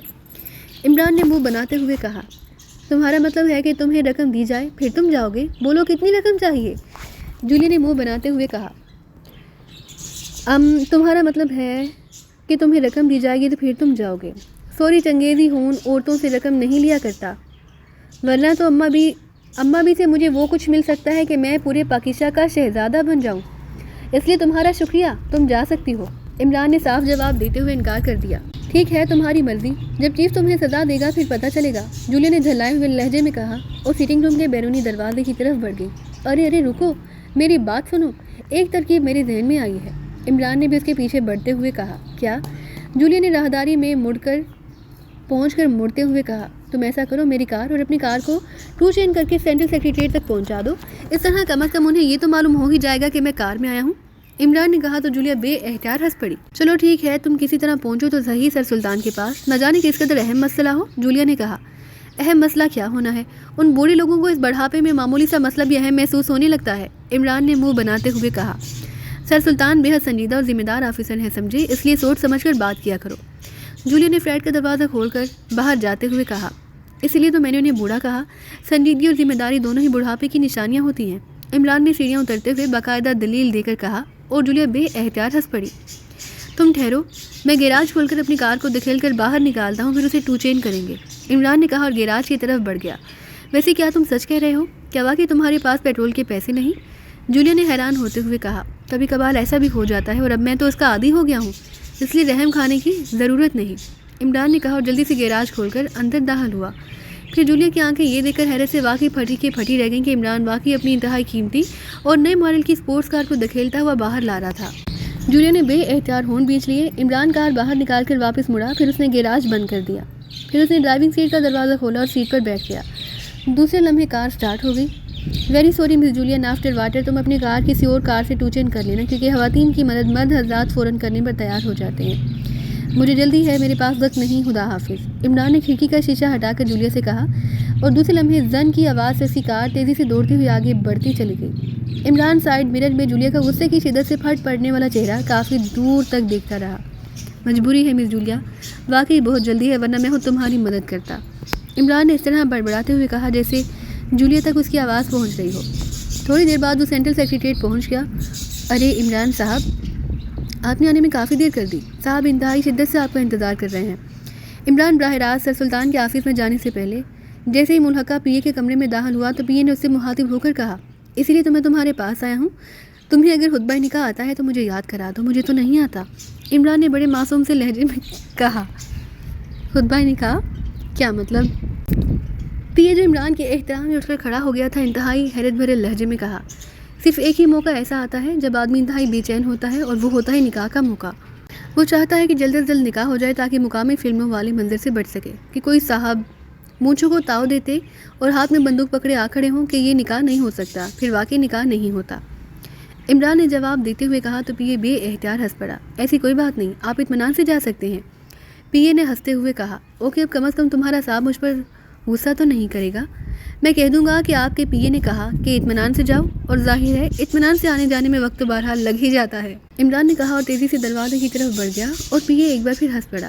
السلام علیکم ورحمۃ اللہ وبرکاتہ، عمران نے آفس میں داخل ہوتی انتہائی خشوع و غضو سے کہا۔ تم اب آئے ہو جبکہ مجھے 1 گھنٹے سے زیادہ ہو گیا ہے تمہارا انتظار کرتے ہوئے، کیا تمہارا خیال ہے کہ میں بیکار اور فارغ رہتا ہوں؟ مجھے اور کوئی کام نہیں ہوتا؟ سر سلطان جو اپنے آفس میں باقاعدہ ٹہل رہے تھے یکلخت غصے سے پھٹ پڑے۔ جناب، مسلمان کو کتنا ہی کام کیوں نہ ہو اور وہ کتنا ہی مصروف کیوں نہ ہو، بہرحال وہ سلام کا جواب تو ضرور دیتا ہے۔ عمران نے بڑے اطمینان بھرے لہجے میں کہا اور کرسی گھسیٹ کر اس پر بیٹھ گیا۔ او سوری، دراصل مجھے تم پر شدید غصہ آ رہا تھا۔ میں نے جتنی جلدی تمہیں آنے کا کہا تم نے اتنی ہی دیر لگا دی۔ سر سلطان نے قدرے شرمندہ سے لہجے میں کہا اور اپنی کرسی پر آ کر بیٹھ گئے۔ پہلے سلام کا جواب دیں، پھر کوئی اور بات ہوگی، عمران نے کہا۔ وعلیکم السلام ورحمۃ اللہ وبرکاتہ۔ سر سلطان نے اس بار مسکراتے ہوئے کہا۔ ان کا غصہ باقی جھاگ کی طرح بیٹھ گیا۔ ہاں، اب جتنا جی چاہے غصہ کر لیجئے، اب مجھے کوئی پرواہ نہیں، عمران نے کہا۔ کیوں، کیا مطلب؟ سر سلطان نے چونک کر حیرت بھری لہجے میں کہا۔ انہیں شاید عمران کی اس بات کی سمجھ نہ آئی۔ آپ نے مجھے سلامتی، اللہ کی رحمت اور برکت کی دعائیں دے دی ہیں۔ جو دعائیں دیتا ہے وہ نقصان نہیں پہنچاتا، عمران نے اسلام کا مطلب بتاتے ہوئے کہا تو سر سلطان بے احتیاط ہنس پڑے۔ ٹھیک ہے، باقی ایسا ہے، بہرحال یہ ہاتھ پڑھو، سر سلطان نے کہا۔ جیب سے ایک لفافہ نکال کر انہوں نے عمران کی اور بڑھا دیا۔ عمران نے لفافہ سر سلطان کے ہاتھ سے لیا، اسے الٹ پلٹ کر دیکھنے لگا۔ لفافے پر پاکیزہ کی بحریہ کا مخصوص سرکاری نشان موجود تھا، لیکن اور کچھ لکھا ہوا نہ تھا۔ عمران نے لفافے میں سے کاغذ نکالا، پھر اسے کھول کر پڑھنے لگا۔ کاغذ پاکیزہ بحریہ کا سرکاری کاغذ تھا۔ یہ خط بحریہ کے ایک اعلیٰ افسر کی طرف سے لکھا گیا تھا۔ عمران جیسے جیسے اسے پڑھتا گیا، اس کے چہرے پر حیرت کے تاثرات پھیلتے چلے گئے۔ پورا خط پڑھ کر اس نے خط کو لفافے سمیت میز پر رکھ دیا۔ سی ایگل کیا ہے جسے چرانے کی کوشش کی گئی ہے؟ عمران نے حیرت بھرے لہجے میں پوچھا۔ پاکیزہ کے سائنسدانوں نے طویل محنت کے بعد ایک ایسی آبدوز تیار کی جسے مستقبل کی آبدوز کہا جاتا ہے۔ اس کی ساخت، اس کی مشینری، اس میں نصب آلات ایسے ہیں کہ اس جیسی آبدوز شاید ایٹمیہ کے پاس بھی نہ ہو۔ شاید ابھی انہیں ایسی آبدوز بنانے کا خیال تک نہ آیا ہو۔ بس یوں سمجھ لو کہ اس ایک آبدوز کے بعد پوری دنیا کے سمندروں پر پاکیزہ بلا شرکت غیر حکومت کر سکتا ہے۔ اس آبدوز کو کسی صورت بھی نہ تباہ کیا جا سکتا ہے، نہ ہی بیکار۔ اس آبدوز کے ذریعے بڑے سے بڑے جنگی جہاز کو میلوں دور سے تباہ کیا جا سکتا ہے، حتیٰ کہ سمندر کی تہہ سے آسمان کی انتہائی بلندیوں پر اڑنے والی جنگی ہوائی جہاز کو بھی تباہ کیا جا سکتا ہے۔ اس آبدوز کو کوئی خلائی سیارہ بھی چیک نہیں کر سکتا۔ یہ آبدوز ابھی حال ہی میں تیار ہوئی ہے اور ابھی اس پر تجربات کیے جا رہے ہیں، اور اس کی حفاظت پاکیزہ کے ایٹمی مراکز سے بھی زیادہ سختی سے کی جا رہی ہے، تاکہ اس آبدوز کے متعلق کسی دوسرے ملک، خاص طور پر سپر پاورز کی کانوں تک بھنک بھی نہ پہنچ پڑے۔ اس آبدوز کے بارے میں تجربات پاکیزہ کے دور دراز ساحلی علاقے پاری میں کیے جا رہے ہیں۔ اس کو تیار بھی وہاں دلدلی علاقے میں بنائی جانے والی خفیہ فیکٹری میں کیا گیا ہے۔ اس پورے علاقے کی اس سے ملحقہ سمندر کی انتہائی سختی سے حفاظت کی جاتی ہے۔ اس کی حفاظت نیوی انٹیلیجنس کے گروپ کے سپرد ہے، جسے پہلے انتہائی خصوصی تربیت دلائی گئی ہے۔ اس گروپ کا سربراہ کمانڈر کہلاتا ہے۔ اس کمانڈر کا نام عادل ہے۔ یہ خط کمانڈر عادل کی طرف سے ہے۔ یہ خط اس کا ایک نمائندہ خصوصی مجھے دے گیا ہے۔ پھر اس نے مجھ سے فون پر بات کی۔ اس نے بتایا کہ اس نے اس بارے میں رپورٹ براہ راست صدر صاحب کو دی تھی، کیونکہ اس کام کے انچارج براہ راست صدر صاحب ہیں۔ صدر صاحب نے اسے کہا کہ وہ مجھ سے رابطہ کرے تاکہ پاکیزہ سیکرٹ سروس کو اس بارے میں اطلاع دی جا سکے۔ اس نے جو تفصیل مجھے فون پر بتائی، اس کے مطابق گزشتہ رات اچانک تجرباتی علاقے میں خفیہ سائرن بج اٹھے، جس پر وہاں حفاظت کے لیے مامور افراد نے چیکنگ کی تو پتہ چلا کہ آبدوز کو اس کی مخصوص جگہ سے چلا کر لے جایا جانے لگا تھا، لیکن حفاظتی نظام کی وجہ سے سائرن بج اٹھے اور آبدوز وہاں سے نہ لے جائی جا سکی۔ لیکن باوجود شدید کوشش کی اور تلاش کے وہ نہ ہی چور کو ٹریس کر سکے، نہ ہی اسے کوئی معمولی سا سراغ ملا ہے۔ لیکن جس انداز میں آبدوز سی ایگل کو اس کی مخصوص جگہ سے نکالا گیا، وہ انتہائی حیرت انگیز ہے۔ وہاں موجود تمام سائنسی حفاظتی انتظامات کو کسی خاص مشین کے ذریعے آف کر دیا گیا۔ صرف یہ آخری حفاظتی نظام آف ہونے سے بچ گیا، ورنہ اگر اسے بھی آف کر دیا جاتا تو آبدوز غائب ہو جاتی، اور ایک بار آبدوز نکل جاتی تو پھر اس میں موجود مخصوص آلات کی وجہ سے پاکیزہ بھی اس کا سراغ نہ لگا سکتا۔ کمانڈر عادل کا خیال ہے کہ یہ کام کسی انتہائی منظم تنظیم یا ایجنٹس کا ہے۔ اگر انہیں ٹریس کر کے پکڑا نہ گیا تو پھر یہ واردات کسی بھی وقت دوبارہ ہو سکتی ہے۔ اس کے فون کے بعد میں نے صدر مملکت سے رابطہ کیا، ان سے اس آبدوز کے بارے میں بات کی تو انہوں نے مجھے بتایا کہ یہ آبدوز پاکیزہ کے مستقبل کے لیے انتہائی قیمتی ہے، اس کی حفاظت ہر صورت میں ہونی چاہیے۔ اس کے بعد میں نے تمہیں فون کیا، تمہارا شدت سے انتظار اس لیے کر رہا تھا کہ تم جلد از جلد اس کیس پر کام کرو، ان لوگوں کو ٹریس کرو جنہوں نے یہ حرکت کرنے کی کوشش کی ہے، ورنہ پاکیزہ کو ناقابل تلافی نقصان پہنچ سکتا ہے۔ سر سلطان نے انتہائی سنجیدگی سے تفصیل بتاتے ہوئے کہا، یہ تو واقعی انتہائی اہم اور سنگین مسئلہ ہے، مجھے فوراً وہاں پہنچنا ہوگا، وہاں کا نقشہ اور وہاں میرے جانے کا کیا انتظام ہوگا؟ عمران نے بھی اس بار انتہائی سنجیدہ لہجے میں کہا۔ یہ تو ہو جائے گا، پہلے تم تیار تو ہو جاؤ، سر سلطان نے کہا۔ آپ کمال کرتے ہیں، اس قدر سنگین مسئلے پر میں کیسے آنکھیں بند کر سکتا ہوں؟ میرے تو وہم و گمان میں بھی نہیں تھا کہ آپ اس لیے مجھے بلا رہے ہیں، ورنہ آپ کے ریسیور رکھنے سے پہلے میں جہاں پہنچ جاتا، عمران نے کہا تو سر سلطان بے احتیاط ہنس پڑے۔ مجھے یہی فکر تھی کہ کہیں تم انکار نہ کر دو، سر سلطان نے مسکراتے ہوئے کہا۔ اگر آپ سیگل کی خصوصیات نہ بتاتے تو واقعی میرا جواب یہی ہوتا کہ پہلے اسے چوری ہونے دیجیے، پھر اسے تلاش کر لیں گے۔ عمران نے کہا تو سر سلطان ایک بار پھر ہنس پڑے۔ اس کے ساتھ ہی انہوں نے ریسیور اٹھایا، فون کے نیچے موجود ایک بٹن پریس کر کے انہوں نے لاؤڈر کا بٹن بھی پریس کیا اور پھر نمبر ڈائل کرنے شروع کر دیے۔ یس، رابطہ قائم ہوتے ایک بھاری سی مردانہ آواز سنائی دی۔ سلطان بول رہا ہوں، سیکریٹری وزارت خارجہ سر سلطان نے باوقار سے لہجے میں کہا۔ یس سر، میں کمانڈر عادل بول رہا ہوں جناب۔ اس بار دوسری طرف سے بولنے والے کا لہجہ بے حد مؤدبانہ ہو گیا۔ کمانڈر عادل، میں نے پاکستان سیکرٹ سروس کی چیف کو درخواست کی ہے کہ اسی ایگل کو چرانے کی کوشش کرنے والوں کو ٹریس کیا جائے۔ انہوں نے مہربانی فرماتے ہوئے میری درخواست منظور کر لی ہے اور اپنے نمائندہ خصوصی علی عمران کو میرے پاس بھیج دیا۔ علی عمران صاحب فوری طور پر پہنچنا چاہتے ہیں، آپ بتائیں کہ وہ کہاں اور کس طرح پہنچے، اور یہ بھی بتا دوں کہ آپ سب نے ان سے مکمل تعاون کرنا ہے، کیونکہ اگر انہوں نے عدم تعاون کی معمولی سی شکایت بھی chief of Pakistan secret service سے کر دی تو مجھے بھی اپنی سیٹ چھوڑنی پڑ جائے گی۔ سر سلطان نے کہا تو عمران ان کی بات سن کر بے احتیاط مسکرا دیا۔ سر، میں پاکستان سیکرٹ سروس کے چیف کے احتیاطات سے اچھی طرح واقف ہوں، اس لیے آپ کو کوئی شکایت نہ ہوگی۔ کتنے آدمی آئیں گے سر؟ دوسری طرف سے کمانڈر عادل نے کہا۔ تم ہو چیف کے نمائندہ خصوصی علی عمران سے بات کر لو، سر سلطان نے کہا۔ ریسیور علی عمران کی طرف بڑھا دیا۔ السلام علیکم ورحمۃ اللہ وبرکاتہ۔ حقیر فقیر پر تقصیر بندہ نادان ہیچ مدان علی عمران MSc DSc آکسن بول رہا ہوں۔ عمران نے ریسیور لیتے ہی بولنا شروع کیا تو سر سلطان کا چہرہ غصے سے بگڑنے لگا۔ جی میں کمانڈر عادل بول رہا ہوں جناب۔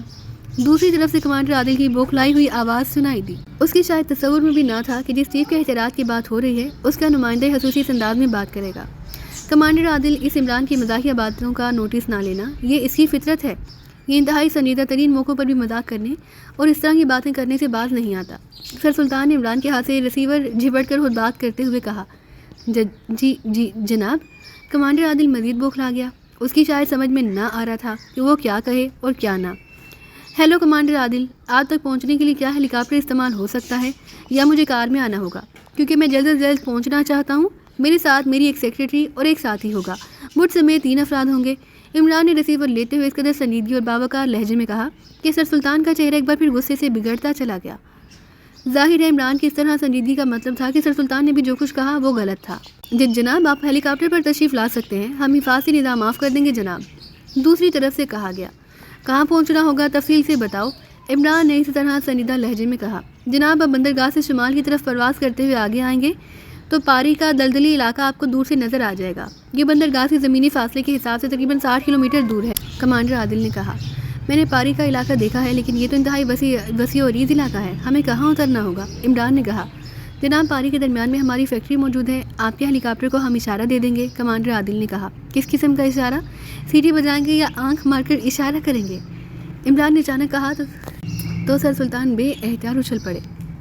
جی جناب، میرا مطلب تھا کہ لائٹ سے اشارہ دیا جائے گا۔ کمانڈر عادل ایک بار پھر گڑبڑا گیا۔ آپ کے پاس ٹرانسمیٹر تو ہوگا؟ یس سر، دوسری طرف سے کہا گیا۔ آپ فریکوینسی بتائیں، میں آپ کو کال کر کے مزید تسلی کر لوں گا۔ عمران نے کہا تو کمانڈر عادل نے فریکوینسی بتا دی۔ اوکے، ہم پہنچ رہے ہیں، عمران نے کہا۔ اس کے ساتھ اس نے ریسیور رکھ دیا۔ آپ وہاں ناراض ہو رہے ہیں جناب، یہ بڑا سنگین اور اہم مسئلہ ہے، اس لیے مجبوراً مجھے سنجیدہ ہونا پڑا، عمران نے سر سلطان کے بولنے سے پہلے کہا۔ پھر تم پٹری سے کیوں اتر گئے تھے؟ سر سلطان نے کہا۔ اب آپ خود سوچیں، مس جولیا بطور سیکریٹری میرے ساتھ جائے گی اور وہ بہرحال خاتون ہے، اور وہ کمانڈر صاحب کہہ رہے تھے کہ وہ اشارہ کر دیں گے، اس لیے مجبوری تھی کہ ان سے پوچھا جائے ورنہ معاملہ پولیس تک بھی پہنچ سکتا تھا۔ آپ جانتے ہیں کہ پاکستان میں کسی خاتون کو کس قدر حقوق حاصل ہیں؟ عمران نے جواب دیا تو سر سلطان نے بے احتیاط مسکرا دیا۔ بہرحال ٹھیک ہے، اب کوئی تمہارا کچھ نہیں بگاڑ سکتا، اب کہیں خون جلانا پڑے گا۔ سر سلطان نے ایک طویل سانس لیتے ہوئے کہا۔ جب بھی ایسا موقع آئے آپ کسی حیراتی ہسپتال چلے جایا کریں، اللہ جزا دینے والا ہے۔ عمران نے اٹھتے ہوئے کہا۔ ہسپتال چلا جایا کروں، اللہ جزا دے کا کیا مطلب؟ سر سلطان نے حیرت بھرے لہجے میں کہا۔ خون جلانے کے بجائے بہتر ہے 2-4 بوتلیں عطیہ کے طور پر دے دیا کریں، کسی بوڑھے کا ہی بھلا ہو جائے گا، عمران نے کہا تو سر سلطان بے احتیاط مسکرا دیے۔ ناراگ کے انتہائی شاندار ہوٹل میگانو کے بہترین انداز میں سجے ہوئے ہال کے کونے میں موجود ٹیبل پر کراؤن بیٹھا تھا۔ اس کے سامنے ایک اور نوجوان کرسی پر بیٹھا تھا۔ وہ دونوں شراب پینے اور باتیں کرنے میں مصروف تھے۔ پچھلے دنوں تم ناراگ سے غائب تھے، کیا بات تھی؟ کیا تفریح کرنے گئے تھے یا کوئی مشن تھا؟ سامنے بیٹھے ہوئے نوجوان نے اچانک کہا تو کراؤن بے احتیاط مسکرا دیا۔ ایک اہم مشن پر پاکستان گیا تھا، کراؤن نے مسکراتے ہوئے کہا تو وہ نوجوان بے احتیاط ہنس پڑا۔ اس کے چہرے پر حیرت کے تاثرات ابھر آئے۔ پاکستان مشن پر؟ لیکن یہ کیسے ممکن ہے؟ نوجوان نے انتہائی حیرت بھرے لہجے میں کہا۔ کیوں ممکن نہیں؟ مین ہیڈ کوارٹر نے پاکستان میں کسی بھی مشن سے تمام سیکشن ہیڈ کوارٹرز کو سختی سے منع کر رکھا ہے، اس لیے کہہ رہا تھا۔ نوجوان نے جواب دیا، ہاں تمہاری بات درست ہے، لیکن یہ مشن ہیڈ کوارٹر کی خصوصی اجازت سے مکمل کیا گیا ہے۔ کراؤن نے شراب کی چسکی لیتے ہوئے کہا، مکمل بھی ہو گیا؟ اتنی جلدی؟ نوجوان نے حیرت بھرے لہجے میں کہا، ہاں تم جانتے ہو کہ کراؤن کس انداز میں کام کرتا ہے؟ کراؤن نے بڑے فاخرانہ لہجے میں کہا، لیکن پاکستان سیکرٹ سروس کی موجودگی میں اتنی جلدی کام کا ہو جانا انتہائی مشکل ہے۔ نوجوان نے کہا، پاکستان سیکرٹ سروس کو تو معلوم ہی نہیں ہو سکا کہ کیا ہو گیا ہے، کس طرح ہو گیا۔ وہ لاکھ سر پٹکتے رہے، انہیں قیامت تک معلوم نہیں ہو سکتا۔ کراؤن نے جواب دیا، ویری گڈ، یہ ہوئی نا بات، پھر تو تم نے کارنامہ سر انجام دیا ہے۔ کیا مشن تھا؟ نوجوان نے کہا، سوری ٹام، یہ میری مشن سیکشن کا سیکرٹ ہے۔ کراؤن نے جواب دیتے ہوئے کہا، ارے سیکشن کا کیا سیکرٹ ہوتا ہے؟ تمہیں تو معلوم ہے کہ میرا تعلق بھی اسی تنظیم سے جس سے تمہارا ہے۔ نوجوان جسے ٹام کے نام سے پکارا گیا تھا نے منہ بناتے ہوئے کہا، وہ تو ٹھیک ہے، لیکن سوری ٹام، میرا تعلق سی سیکشن سے ہے، جبکہ تمہارا تعلق ایئر سیکشن سے ہے، اس لیے میں نے کبھی تم سے یہ نہیں پوچھا کہ تم اپنے سیکشن کا سیکرٹ مجھے بتاؤ، اور یہ بات بھی میں نے صرف تمہیں اس لیے بتائی کہ بہرحال تمہارا تعلق بلیک تھنڈر سے ہی ہے، اس سے زیادہ بہرحال کچھ نہیں بتایا جا سکتا۔ کراؤن نے جواب دیتے ہوئے کہا، اوکے ٹھیک ہے، اچھا اصول ہے، میں بھی آئندہ خیال رکھوں گا۔ ٹام نے سر ہلاتے ہوئے کہا، اور کراؤن بے اختیار مسکرا دیا۔ ویسے مجھے تو بے حد حسرت تھی کہ کم از کم اس عمران سے ٹکراؤ ہو جاتا، تاکہ اسے بھی معلوم ہو جاتا کہ بلیک تھنڈر کا سپر ٹاپ ایجنٹ کیا ہوتا ہے۔ اب تک وہ صرف سپر اور گولڈن ایجنٹوں سے ہی ٹکراتا رہا ہے، لیکن کیا کیا جائے، ہیڈ کوارٹر کی شرط یہی تھی کہ اسے اور پاکستان سیکرٹ سروس کو معلوم نہ ہو سکے۔ کراؤن نے کہا تو ٹام بے اختیار ہنس پڑا، تم فکر مت کرو، اگر تم واقعی مشن مکمل کر کے آ گئے ہو تو سمجھو کہ عمران سے تمہارا ٹکراؤ اب ناگزیر ہو چکا ہے، وہ ناک کی سیٹ میں تمہارے پاس پہنچ جائے گا۔ ٹام نے ہنستے ہوئے کہا تو کراؤن بے اختیار ہنس پڑا، کیا کہہ رہے ہو؟ میں نے وہاں سرے سے کوئی نشان تک نہیں چھوڑا، اس لیے کیا اسے الہام ہو جائے گا؟ کراؤن نے کہا، تم اسے ذاتی طور پر نہیں جانتے کراؤن، جبکہ میں اسے ذاتی طور پر جانتا ہوں۔ میں بلیک ایجنسی میں کام کرتا رہا ہوں، لیکن میرا تعلق ریکارڈ سیکشن سے تھا، اس لیے میرا اس سے مقابلہ تو کبھی نہیں ہوا۔ البتہ اسے تعلقات بحیثیت دوست رہے ہیں، اس لیے میں جانتا ہوں کہ وہ کس انداز میں کام کرتا ہے۔ اسے واقعی الہام ہوتا ہے، لیکن جب وہ وضاحت کرتا ہے تو معلوم ہوتا ہے کہ بات جسے الہام سمجھا جا رہا ہے وہ باقی بے حد سیدھی اور صاف بات تھی۔ ٹام نے جواب دیتے ہوئے کہا، اگر ایسا ہوا بھی تو دیکھا جائے گا، اسے معلوم ہو جائے گا کہ کراؤن کون ہے۔ کراؤن نے منہ بناتے ہوئے کہا، ہاں یہ بات بھی درست ہے، البتہ میری طرف سے تمہیں دوستانہ آفر ہے کہ اگر تمہیں کسی بھی لمحے میری ضرورت پڑے تو دوست کی حیثیت سے اس کے خلاف تمہاری بھرپور مدد کروں گا۔ ٹام نے کہا، لیکن تم تو ابھی کہہ رہے تھے کہ اسے تمہارے ذاتی تعلقات ہیں۔ کراؤن نے حیرت بھرے لہجے میں کہا، ہاں ہیں، لیکن صرف دوستانہ حد تک۔ وہ جانتا ہے کہ میں بلیک ایجنسی کی ریکارڈ روم سے متعلق رہا ہوں، لیکن ایک بار اس نے مجھ سے بھی گیم کھیلی ہے، اس نے میرا نام استعمال کر کے ناجائز فائدہ اٹھایا تھا، جس کی بنیاد پر مجھے بلیک ایجنسی سے نکلنا پڑا، جس کا مجھے کافی عرصہ ملال رہا۔ میں نے اسے شکایت بھی کی، لیکن اس نے پرواہ نہ کی اور میں کافی عرصہ پریشان رہا۔ پھر مجھے ایئر سیکشن میں کام مل گیا، میں اس کا بدلہ لینا چاہتا ہوں۔ ٹام نے کہا، اوکے ٹھیک ہے، اگر ضرورت پڑی تو میں تمہیں کال کر لوں گا۔ کراؤن نے اس بات میں سر ہلاتے ہوئے کہا، ویسے میں بھی یہاں ہوں، اگر مجھے عمران کے بارے میں اطلاع ملی تو تمہیں خود ہی اطلاع کر دوں گا۔ ٹام نے جواب دیتے ہوئے کہا، اوکے آؤ اب چلیں، میں نے ایک ضروری میٹنگ جانا ہے۔ کراؤن نے کہا اور اٹھ کھڑا ہوا۔ اس کے اٹھتے ہی ٹام بھی اٹھ کھڑا ہوا، پھر بل ادا کرنے کے بعد وہ دونوں تیزی سے بیرونی دروازے کی طرف بڑھتے چلے گئے۔ کار خاصی تیز رفتاری سے ملٹری ایئرپورٹ کی طرف بڑھی چلی جا رہی تھی۔ یہ عمران کی اسپورٹس کار تھی، اس کی ڈرائیونگ سیٹ پر عمران خود تھا، جبکہ سائڈ سیٹ پر جولیا موجود تھی، عقبی سیٹ پر کیپٹن شکیل۔ عمران نے سر سلطان کے آفس سے نکل کر ایک پبلک فون بوتھ سے بلیک زیرو کو کال کر کے صورتحال بتا دی اور اسے کہہ دیا کہ وہ ملٹری ایئرپورٹ فون کر کے ہیلی کاپٹر کا بندوبست کرے، جولیا اور کیپٹن شکیل کو اس کے ساتھ جانے کا کہہ دے۔ اس کے بعد عمران جولیا کی فلائٹ پر پہنچا تو جولیا چیف کی طرف سے فون ملنے کی وجہ سے تیار بیٹھی تھی، بغیر کچھ کہے وہ خاموشی سے عمران کی کار میں آ کر بیٹھ گئی۔ پھر وہاں سے عمران کیپٹن شکیل کی فلیٹ پر پہنچا۔ کیپٹن شکیل بھی تیار تھا کیونکہ جولیا نے اسے بھی فون پر پیغام دے دیا تھا اور اس وقت کار تیز رفتاری سے ملٹری ایئرپورٹ کی طرف بڑھی چلی جا رہی تھی۔ چونکہ معاملہ حادثہ اہم اور سنگین تھا، اس لیے عمران کے چہرے پر گہری سنجیدگی طاری تھی۔ عمران صاحب، یہ اچانک بیٹھے بٹھائے کون سا کیس شروع ہو گیا؟ اچانک کیپٹن شکیل نے کہا تو عمران بے اختیار چونک پڑا۔ دوسرے لمحے اس کے چہرے پر چھائی ہوئی سنجیدگی اس طرح غائب ہو گئی جیسے میک اپ واش کرنے سے صاف ہو جاتا ہے۔ اب اس کے چہرے پر وہی پہلے والی شرارت بھری مسکراہٹ اور شگفتگی نظر آنے لگ گئی تھی۔ اگر تمہیں بیٹھے بٹھائے اعتراض ہے تو سمجھو کھڑے کھڑائے کیس شروع ہوا ہے، عمران نے مسکراتے ہوئے جواب دیا۔ لیکن کیس ہے کیا، یہ تو بتاؤ، جولیا نے جھلائے ہوئے لہجے میں کہا۔ کیس ابھی مکمل نہیں ہوا، اس لیے فی الحال کیس نہیں، صرف ابتدائی انکوائری ہے۔ مطلب ہے کہ مجرم ناکام ہو گئے ہیں اپنی مشن میں؟ جولیا نے حیرت بھرے لہجے میں کہا۔ ہاں، سر سلطان کے پاس یہی اطلاع تھی، عمران نے جواب دیا۔ پھر اس نے خود ہی کمانڈر عادل کی طرف سے خط اور اس خط کی جو تفصیلات سر سلطان نے بتائی تھی وہ ساری دہرا دی۔ سی ایگل چرانے کی کوشش کی گئی ہے. حیرت ہے کہ وہ کیسے اس حد تک کامیاب ہو گئے. کیپٹن شیل نے حیرت بھرے لہجے میں کہا. کیا تمہیں اس بارے میں پہلے سے معلوم تھا؟ عمران نے چونک کر کہا. کس بارے میں؟ کیپٹن شیل نے چونک کر پوچھا. سی ایگل چرانے کے بارے میں، عمران نے کہا. اور رہی عمران صاحب، البتہ مجھے اس سی ایگل اور اس کے حفاظتی انتظامات کے بارے میں علم تھا. آپ کو تو معلوم ہے کہ میرا تعلق نیوی انٹیلیجنس سے رہا ہے، اس لیے ابھی میرے دوست اس سیکشن میں ہیں، اکثر ان سے رابطہ ہوتا رہتا ہے. اس لیے مجھے یہ معلوم تھا کہ سی ایگل کیا ہے، اس کی حفاظت کے کیا انتظامات کیے گئے ہیں. تفصیل کا تو علم نہیں، نہ میں نے پوچھی. البتہ جو اہم حفاظتی اقدامات تھے ان کے بارے میں علم ہے، اور انہیں انتظامات کی وجہ سے سی ایگل کو چرانا تو ایک طرف، اس تک کسی غیر مطلق آدمی کا پہنچنا ہی ناممکن تھا. کیپٹن شیل نے جواب دیا. تو جو مشن ہم مکمل کرتے رہے ہیں، کیا وہاں ہمارا مشن سڑک پر کوڑے کے ڈھیر پر پڑا ہوتا ہے؟ سیکرٹ ایجنٹوں کا تو کام ہی ان حفاظتی اقدامات کو ختم کرنا ہوتا ہے، عمران نے جواب دیا. میرا مطلب تھا کہ یہ کام انتہائی مشکل تھا، کیپٹن شیل نے کہا. کیپٹن شیل کی بات درست ہے، اس لیے تو مجرم ناکام رہے ہیں، لیکن بہرحال مجرموں کو کوئی نہ کوئی سراغ تو ملنا ہی چاہیے تھا، جولیا نے کہا. اسی لمحے تو چیف نے تمہیں ساتھ بھیجا، کیونکہ چیف کا خیال ہے کہ عورتوں کی قوت شامہ مردوں سے زیادہ ہوتی ہے، اس لیے جولیا سونگ کر ہی بتا دے گی کہ مجرم کون ہے اور اس وقت کہاں ہے. عمران نے مسکراتے ہوئے کہا. مجھے ساتھ کیوں بھیجا؟ کیپٹن شیل نے مسکراتے ہوئے کہا. تاکہ تم سمندر میں راستہ بتا سکو. آخر تمہارا تعلق نیوی سے رہا ہے، عمران نے جواب دیا. تو تم مذاق کر رہے ہو، لیکن حقیقت یہی ہے کہ میں سونگ کر بھی مجرم کا پتہ چلا سکتی ہوں، جولیا نے کہا. تو عمران چونک پڑا. ارے اچھا، وہ کیسے؟ عمران نے حیرت بھرے لہجے میں کہا، کیونکہ جولیا کی یہ بات واقعی اس کی سمجھ میں نہ آئی تھی. فرض کرو مجرم نے کوئی مخصوص خوشبو لگا رکھی ہو، گریٹ لینڈ کی یا ایکریمیا کی، تو میں سونگ کر بتا دوں گی، جولیا نے مسکراتے ہوئے کہا. اور اگر مجرم نے عطر شمامتا العنبر لگایا ہوا ہو تب؟ عمران نے کہا. کیا نام لیا تم نے؟ جولیا نے حیران ہو کر پوچھا. یہ باقیچہ اور کافرستان کی خاص خوشبو ہوتی ہے مس جولیا، کیپٹن شیل نے کہا. اچھا، بڑا مشکل نام ہے، کیا نام ہے؟ جولیا نے حیرت بھرے لہجے میں کہا. شمامتا العنبر، عمران نے دوبارہ نام دہراتے ہوئے کہا. عنبر تو میں نے سنا ہے خوشبو کا نام ہے، لیکن یہ شمامہ کیا ہے؟ جولیا نے کہا. شمامہ عربی زبان میں خوشبو کو کہتے ہیں، مطلب ہوا کہ عنبر کی خوشبو، عمران نے جواب دیا.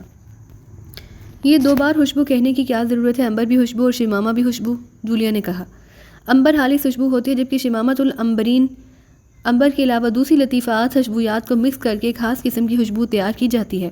اس مرکب کا نام شمامت العنبر ہے. بہرحال اس میں بنیادی عنصر عنبر کا ہوتا ہے، عمران نے وضاحت کرتے ہوئے کہا، اور جولیا نے اس بات میں سر ہلا دیا. عمران صاحب، یہ عنبر سنا ہے کہ سمندر سے نکلتا ہے؟ اچانک کیپٹن شیل نے کہا. سمندر سے؟ یہ کیسے ممکن ہے؟ جولیا نے حیران ہوتے ہوئے کہا. تم نے سنا کا لفظ استعمال کیا ہے، حالانکہ تمہارا تعلق نیوی سے رہا ہے، تمہیں تو ذاتی طور پر معلوم ہونا چاہیے تھا، عمران نے مسکراتے ہوئے کہا. مجھے تو کبھی سمندر سے خوشبو نکلتی نظر نہیں آئی، کیپٹن شیل نے جواب دیا. تو تمہارا خیال ہے کہ جس طرح آتش فشاں پھٹنے سے لاوا نکلتا ہے، اس طرح سمندر سے عنبر نکلتا ہوگا، عمران نے جواب دیا. تو جولیا اور کیپٹن شیل دونوں بے اختیار ہنس پڑے. ہاں، خیال تو ایسا ہے، کیپٹن شیل نے کہا. کیا واقعی یہ عنبر سمندر سے نکلتا ہے؟ یہ کیسے ممکن ہے؟ جولیا نے کہا. ہاں، یہ واقعی سمندر سے نکلتا ہے. یہ سمندر پر اکثر بہتا ہوا پایا جاتا ہے. اس کا رنگ سیاہ ہوتا ہے اور آگ پر اسے رکھا جائے تو فوراً پگھل جاتا ہے. ویل مچھلی کے بدن پر ایک خاص قسم کا ابھار ہوتا ہے، اس میں خون جمع ہوتا رہتا ہے. جب یہ ابھار سوکھ جاتا ہے تو خود بخود جھڑ جاتا ہے. یہی عنبر ہوتا ہے جو سمندر کی سطح پر تیرتا رہتا ہے، عمران نے وضاحت کرتے ہوئے کہا. حیرت ہے، ویل مچھلی کے خون سے اس قدر بہترین خوشبو نکلتی ہے، جولیا نے کہا. یہی تو قدرت کے راز ہے. مچھلی خوشبو ہرن کے نافے سے نکلتی ہے، یہ بھی خون سے بنتی ہے، جس طرح شہد کی مکھی شہد بناتی ہے، عمران نے کہا. اور جولیا نے اس بات میں سر ہلا دیا. اور اس دوران کار ملٹری ایئرپورٹ میں داخل ہو گئی تو وہ خاموش ہو گئے. تھوڑی دیر بعد وہ تینوں ملٹری کے ایک مخصوص ہیلی کاپٹر میں سوار پاری کی طرف اڑے چلے جا رہے تھے. اس بار پائلٹ سیٹ پر کیپٹن شیل تھا، کیونکہ اسے پاری کے بارے میں زیادہ معلومات تھی، جبکہ جولیا سائڈ سیٹ پر بیٹھی اور عمران اوپری سیٹ پر تھا. عمران صاحب، کیا کمانڈر عادل سے بات ہو گئی ہے؟ کیونکہ دوسری صورت میں تو یہ نو فلائی زون ہے، ہیلی کاپٹر کو بغیر کسی وارننگ کے میزائل سے ہٹ کر دیا جائے گا، کیپٹن شیل نے کہا. ہاں، اس سے بات ہو چکی ہے، البتہ اس نے کہا کہ وہ نیچے سے اشارہ دے گا، لیکن میں نے اس سے کہا کہ میں ٹرانسمیٹر سے بات کروں گا تاکہ کسی قسم کی شک و شبہ کی گنجائش نہ رہے، کیونکہ یہ انتہائی اہم جگہ ہے، عمران نے کہا. اور کیپٹن شیل نے اس بات میں سر ہلا دیا. پھر تقریباً 1.5 گھنٹے کی پرواز کے بعد وہ پاری کے علاقے میں پہنچ گئے. عمران دوربین آنکھوں سے لگائے نیچے دیکھ رہا تھا. وسیع و عریض دلدلی علاقے کے درمیان ایک عمارت نظر آ رہی تھی، جس پر باقاعدہ نیوی کا مخصوص جھنڈا لہرا رہا تھا. عمارت ایک منزلہ تھی. اس عمارت کے گرد دور دور تک ہاردار تار لگائی گئی تھی اور کونوں پر باقاعدہ واچ ٹاور بنے تھے، جن میں باقاعدہ مشینری نصب تھی. لیکن عمران کو ان واچ ٹاورز پر کوئی آدمی نظر نہ آ رہا تھا۔ ایک لمحے کے لیے تو عمران حیران ہوا، لیکن دوسرے لمحے اس کی وجہ سمجھ میں آ گئی، کیونکہ اس عمارت کے چاروں طرف انتہائی خوفناک اور ناقابل عبور دلدلیں تھیں، حتیٰ کہ کوئی راستہ ہی نہ تھا اور نہ ہی چاروں اطراف میں کوئی گیٹ نظر آ رہا تھا۔ عمران صاحب، سی ایگل سینٹر آپ کو نظر آ رہا ہوگا، کیپٹن شیل نے ہیلی کاپٹر کو فضا میں معلق کرتے ہوئے کہا۔ ہاں میں دیکھ رہا ہوں، لیکن اس کا مجھے کہیں گیٹ نظر نہیں آ رہا۔ کیا آنے جانے کے لیے صرف ہیلی کاپٹر استعمال ہوتے ہیں؟ عمران نے کہا۔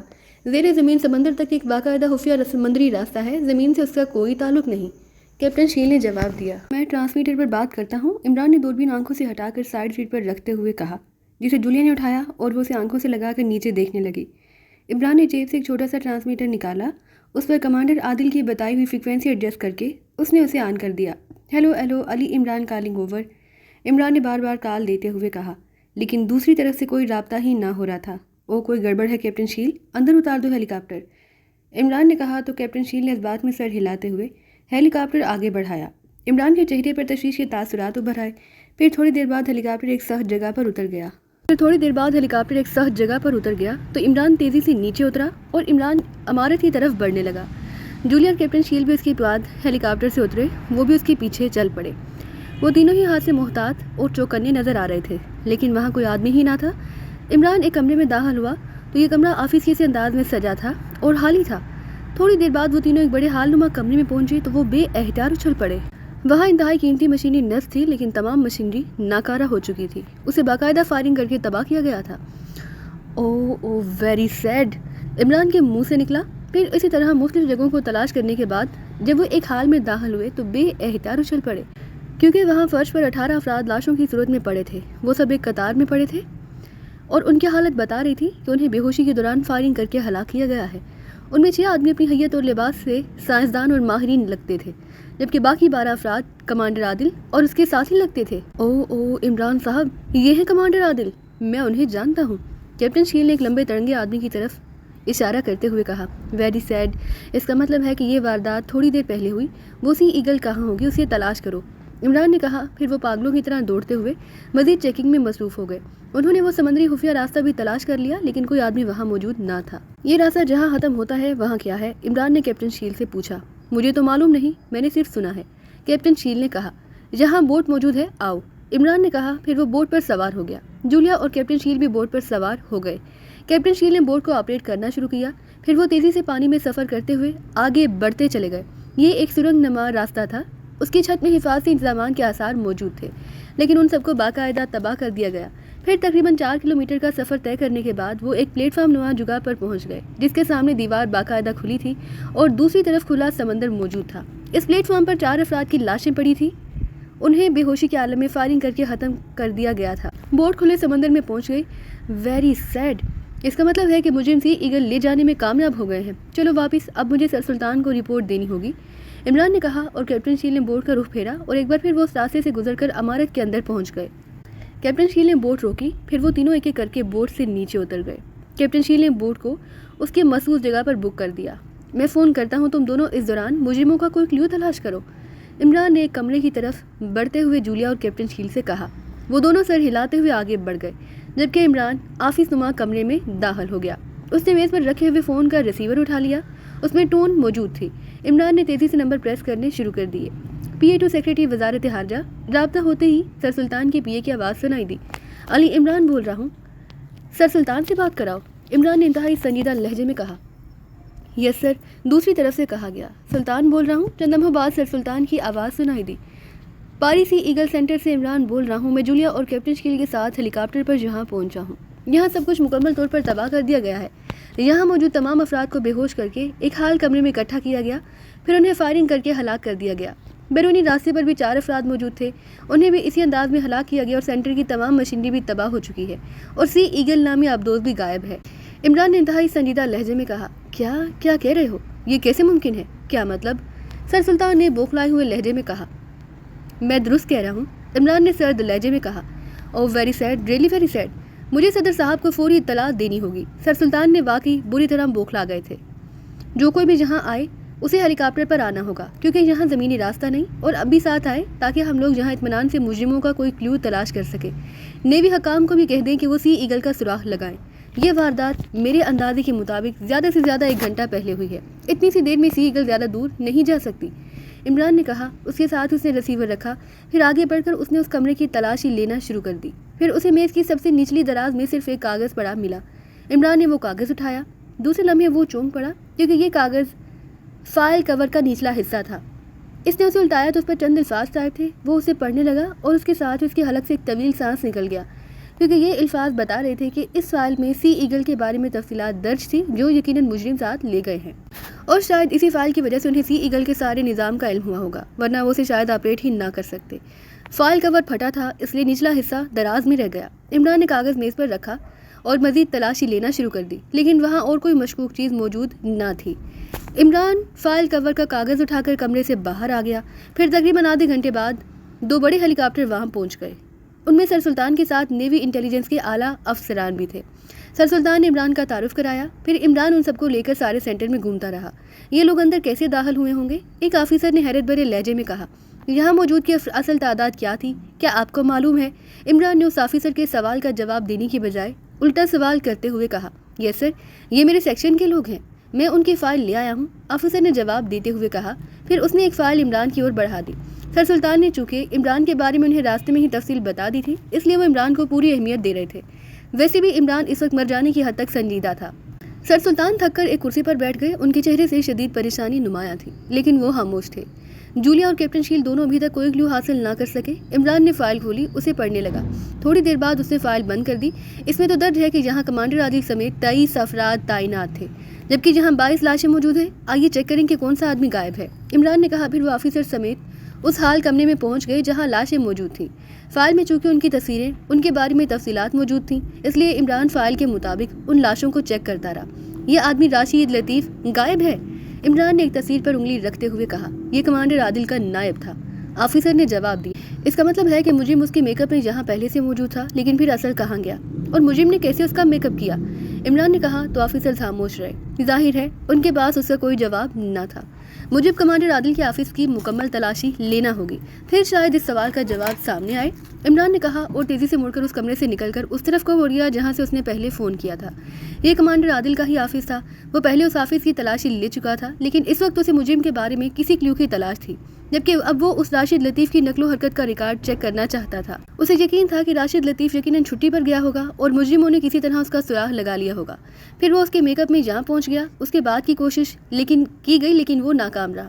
پھر اسے معلوم ہو گیا کہ کمانڈر عادل کی رپورٹ کی وجہ سے معاملات پاکستان سیکرٹ سروس تک پہنچ گئے ہیں تو اس نے فوری کارروائی کی اور سب کچھ ختم کر کے نکل گیا. اس سے یہ بات بھی سامنے آتی ہے کہ مجرم ایک ہی آدمی تھا. عمران نے جب آفس کی تلاشی مخصوص اینگل سے لی تو اسے ایک رپورٹ مل گئی جس میں درج تھا کہ راشد لطیف اپنی والدہ کی اچانک بیماری کی وجہ سے چھٹی لے گیا تھا. وہ کل شام کو واپس آیا لیکن ساتھ ہی اس کی کمپیوٹر چیکنگ رپورٹ بھی موجود تھی. اس کا مطلب ہے کہ قانون کے مطابق راشد لطیف جب واپس آیا تو اسے باقاعدہ کمپیوٹر کے ذریعے چیک کیا گیا لیکن اس کے باوجود اسے ٹریس نہ کیا جا سکا. یہ واقعی انتہائی حیرت انگیز بات تھی. اس سے یہ بات سامنے آتی تھی کہ مجرم انتہائی تربیت یافتہ آدمی ہے. عمران نے آفس سے تلاش کر کے راشد لطیف کی پرسنل فائل نکالی، اسے کھول کر دیکھنے لگا. پھر اس نے ایک طویل سانس لیا اور فائل بند کر کے اس نے واپس رکھ دی. عمران صاحب، میں نے چیک کر لیا کہ جہاں کے حفاظتی انتظامات آف کرنے کے لیے انتہائی طاقتور بریک تھرو آلہ استعمال کیا گیا ہے جس کی پاور یقیناً 1100 سے زیادہ تھی، ایک آفیسر نے عمران کو رپورٹ دیتے ہوئے کہا. عمران آفس سے نکل کر اس کمرے میں پہنچا جہاں سر سلطان موجود تھے. بریک تھرو 1100 اور نہیں آفیسر، اس قدر طاقتور بریک تھرو آلہ تو ایجاد نہیں ہو سکا. اگر ایجاد بھی ہو جائے تو وہ اتنا بڑا ہوگا کہ اسے کوئی آدمی اٹھا ہی نہیں سکتا. عمران نے کہا. یہ دیکھیے رپورٹ، اس کی تفصیلات میں آپ کو بتاتا ہوں. آفیسر نے کہا. مجھے دے، میں دیکھتا ہوں. عمران نے کہا. اس کے ہاتھ سے کاغذ لے کر دیکھنے لگا. پھر اس نے ایک طویل سانس لیا. آپ کی بات درست ہے، بلکہ اس سے بھی زیادہ طاقتور بریک تھرو استعمال کیا گیا ہے. عمران نے کاغذ واپس کرتے ہوئے کہا. عمران، یہ پیج دیکھو، یہ اس پلیٹ فارم پر پڑا تھا جو بیرونی دیوار کے قریب ہے. اچانک جولیا کمرے میں داخل ہوتے ہوئے کہا. ساتھ ہی ایک نیلے رنگ کا چھوٹا سا بیج اس نے عمران کی طرف بڑھا دیا. عمران نے بیج لے کر اسے غور سے دیکھنا شروع کر دیا. یہ کالر پر لگانے والا بیج تھا اور بظاہر عام سے بیج تھا جیسے کہ بازاروں میں ملتے ہیں. اس پر بڑا عجیب سا سائن تھا. یہ نیلے رنگ کا تھا. عمران اس ڈیزائن کو غور سے دیکھتا رہا. پھر وہ اچانک چونک پڑا. یہ ڈیزائن نہیں بلکہ ڈیزائن میں لکھے ہوئے 2 حروف تھے، SS، جنہیں ایک دوسرے کے الفاظ اس انداز میں گھما پھرا کر لکھا گیا کہ بظاہر عجیب سا ڈیزائن لگتا تھا. عمران اسے مزید غور سے دیکھنا شروع کیا لیکن ان 2 حروف SS کے علاوہ اس پر کچھ نہ تھا. ٹھیک ہے، اسے لیبارٹری سے چیک کرانا ہوگا. عمران نے کہا. اب کیا ہوگا؟ وہ سی ایگل کیسے ملے گی؟ سر سلطان نے کہا۔ آپ نے اس کی چیکنگ کرانے کا حکم دیا تھا؟ عمران نے پوچھا۔ ابھی تمہارے اس کمرے میں آنے سے پہلے میں نے خود فون کر کے معلوم کیا، وہ چیک نہیں ہو سکی، سر سلطان نے کہا۔ تو پھر اب کیا کیا جا سکتا ہے سوائے فاتحہ حوانی کے؟ عمران نے کہا تو سر سلطان ایک جھٹکے سے اٹھ کھڑے ہوئے۔ اوکے، اب چلنا چاہیے، اب یہاں مزید رکنا فضول ہے۔ اب پاکستان سیکرٹ سروس کا چیف جانے اور اس کا کام، سر سلطان نے کہا اور تیزی سے بیرونی دروازے کی طرف بڑھ گئے، کیونکہ عمران کا فکرہ سنتے ہی وہ سمجھ گئے کہ اب عمران پٹری سے اتر رہا ہے۔ وہ اس کی فطرت سے اچھی طرح واقف تھے کہ اب وہ مسلسل پٹری سے اترتا ہی چلا جائے گا۔ تھوڑی دیر بعد عمران کیپٹن شیل اور جولیا کے ساتھ ہیلی کاپٹر میں سوار واپس جا رہا تھا۔ ظاہر ہے اب اس سینٹر میں مزید رکنے کا کوئی فائدہ نہ تھا۔ سر سلطان اور دیگر آفیسرز پہلے ہی ہیلی کاپٹر میں واپس چلے گئے تھے، البتہ صرف 2 گارڈ وہاں چھوڑ دیے گئے تھے۔ عمران، کیا تم کسی نتیجے پر پہنچے ہو؟ جولیا نے کہا۔ ہاں، صرف اتنا کہ مجرم ایک تھا، اس نے کمانڈر عادل کے نائب کا روپ دھارا، لیکن اسے کمپیوٹر بھی چیک نہ کر سکا۔ اس کے پاس یہاں کے حفاظتی انتظامات آف کرنے کے لیے ایسا طاقتور آلہ موجود تھا جو شاید اکریمہ کے پاس ہو سکتا ہے اور شاید کسی کے پاس نہ ہو۔ اس کے علاوہ اس کا قد و قامت اور ایسی ہی دوسری تفصیلات بھی مل چکی ہیں، کیونکہ میں نے راشد لطیف کی پرسنل فائل چیک کی ہے اور ظاہر ہے مجرم راشد لطیف کے قد و قامت کا ہوگا، اس لیے کسی کو اس پر شک نہ پڑ سکا۔ مجرم بے حد تربیت یافتہ تھا اور انتہائی تیزی اور صفاقی سے کام کرنے والا۔ پہلے اس نے صرف سی ایگل لے جانے کی کوشش کی، لیکن شاید آبدوز میں کوئی ایسا سسٹم موجود تھا جو اسے معلوم نہ تھا، جس کی وجہ سے سائرن بج اٹھے۔ پھر اسے یہ بھی معلوم ہو گیا کہ اعلیٰ حکام کو رپورٹ دے دی گئی ہے۔ پھر اس نے وہ فائل بھی حاصل کر لی جس میں سی ایگل کے بارے میں مکمل تفصیلات موجود تھیں۔ اس کے بعد اس نے تیز رفتاری سے کارروائی کی اور اس نے کوئی ایسی گیس یہاں فائر کر دی جس سے پورے سینٹر میں موجود افراد بے ہوش ہو گئے۔ پھر اس نے نہ جانے کیوں ان سب کو حال میں اکٹھا کیا اور فائرنگ کر کے انہیں ہلاک کر دیا۔ پھر مشینری کو اس نے فائرنگ سے ناکارہ کیا اور اس کے بعد وہ سی ایگل کو لے کر اس سرنگ میں گیا۔ وہاں موجود افراد بھی یقیناً بے ہوش ہو چکے تھے، انہیں بھی ہلاک کر دیا۔ راستہ کھول کر سی ایگل کو سمندر میں لے گیا اور پھر غائب ہو گیا۔ عمران نے تفصیل بتاتے ہوئے کہا۔ ایک بات میں یہ بتا دوں کہ یہ مجرم جو کوئی بھی تھا بلیک ڈائمنڈ پرفیوم لگانے کا عادی تھا، جولیا نے کہا۔ اس بیٹ سے نکلنے والی خوشبو کی وجہ سے کہہ رہی ہو؟ عمران نے مسکراتے ہوئے کہا، کیونکہ وہ بھی اس سے نکلنے والی بلیک ڈائمنڈ کی ہلکی سی خوشبو سونگھ چکا تھا۔ ہاں، اور تم نے غور نہیں کیا شاید کہ اس بیج کے پیچھے وہ خصوصی ہک نہیں جس سے اسے کالر پر لگایا جاتا ہے۔ اس کا مطلب ہے کہ یہ بیج کالر پر لگانے والا عام بیج نہیں، بلکہ یہ خصوصی شناختی نشان ہے اور اسے جیب میں رکھا جاتا ہوگا، اس لیے اس کے اندر خوشبو موجود رہی۔ البتہ اگر یہ کالر پر لگا ہوتا تو خوشبو اڑ چکی ہوتی۔ یہ جس انداز میں پلیٹ فارم پر پڑا تھا، اس سے ظاہر ہوتا ہے کہ مجرموں نے جھک کر کسی بے ہوش آدمی کو چیک کیا تو یہ بیج اس کی جیب سے نکل کر گر گیا۔ یہ لاش کی سائڈ میں تقریباً کافی اندر پڑا تھا، میں نے لاش کو ہٹایا تو یہ نظر آیا، جولیا نے کہا۔ گڈ، یہ واقعی اہم پوائنٹ ہے، ویری گڈ۔ بلیک ڈائمنڈ ویسے بھی عام خوشبو نہیں، انتہائی قیمتی ہے، اسے صرف مخصوص طبیعت کے لوگ ہی لگاتے ہیں، عمران نے مسکراتے ہوئے کہا۔ یہ ایکریمیا کی قومی خوشبو میں ہے اور ایکریمیا میں اس کا استعمال ساری دنیا سے زیادہ ہوتا ہے، جولیا نے جواب دیا۔ او تو تم خوشبویات میں ایکسپرٹ ہو؟ ہم وہاں سیکرٹ سروس میں دھکے کھاتی پھر رہی ہو؟ خوشبویات کی دکان کھولو، وارے نیارے بھی ہو جائیں گے اور ہر وقت خوشبویات میں بھی گھری رہو گی، عمران نے مسکراتے ہوئے کہا۔ زیادہ خوشبو سے سر میں درد ہو جاتا ہے، جولیا نے مسکراتے ہوئے کہا۔ کوئی بات نہیں، سر درد دور کرنے والی خوشبو لگا لیا کرنا، عمران نے جواب دیا تو جولیا بے احتیاط ہنس پڑی۔ عمران صاحب، ایک بات میں بھی کرنا چاہتا ہوں، اچانک خاموش بیٹھے ہوئے کیپٹن شکیل نے کہا۔ ہاں، تم بھی کہہ ڈالو تاکہ کوئی کسر باقی نہ رہ جائے، عمران نے کہا تو کیپٹن شکیل بے احتیاط مسکرا دیا۔ کیپٹن شکیل بہت سوچ سمجھ کر بات کرتا ہے، اس لیے اداکاری کی ضرورت نہیں، جولیا نے عمران کی طرف منہ بنا کر غصیلے لہجے میں کہا۔ تمہارا مطلب ہے کہ میں بات بغیر سوچ سمجھ کے کرتا ہوں، عمران نے برا سا منہ بناتے ہوئے کہا۔ یہ فیصلہ بعد میں کریں گے عمران صاحب، جو بات میں کہنا چاہتا ہوں وہ یہ ہے کہ مجرم کا تعلق ناراگ سے ہے، کیپٹن شکیل نے کہا تو عمران بے احتیاط مسکرا دیا۔ شاید تم بھی اس بلیک ڈائمنڈ خوشبو کی وجہ سے کہہ رہے ہو، کیونکہ ناراگ میں تو ایکریمیا کا ہی شہر ہے، عمران نے کہا۔ جی نہیں، میں نے تو یہ خوشبو سونگی ہی نہیں، مشین روم میں ایک جگہ ایک جوتے کا نشان موجود تھا، میں نے اسے غور سے دیکھا، اس نشان میں کارڈوس کا نام موجود تھا۔ آپ بھی جانتے ہوں گے کہ کارڈوس نام کے جوتے صرف ناراگ میں خصوصی طور پر کارڈوس والے ہی بناتے ہیں اور صرف اپنے شو روم سے ہی فروخت کرتے ہیں، اس لیے ظاہر ہے مجرم کا تعلق ناراگ سے ہوگا، اس نے اپنے یہ جوتے وہاں سے خریدے تھے، ورنہ پاکستان میں بہرحال یہ جوتے کسی دکان سے نہیں مل سکتے، کیپٹن شکیل نے کہا تو عمران بے احتیاط اچھل پڑا۔ او، یہ تو انتہائی اہم بات ہے، لیکن کارڈوس جوتوں کے تلوں میں صرف ان کا نام ہی نہیں ہوتا، اس میں کمپیوٹر نمبر بھی ہوتا ہے، وہ تم نے چیک کیا؟ عمران نے بے چین سے لہجے میں کہا۔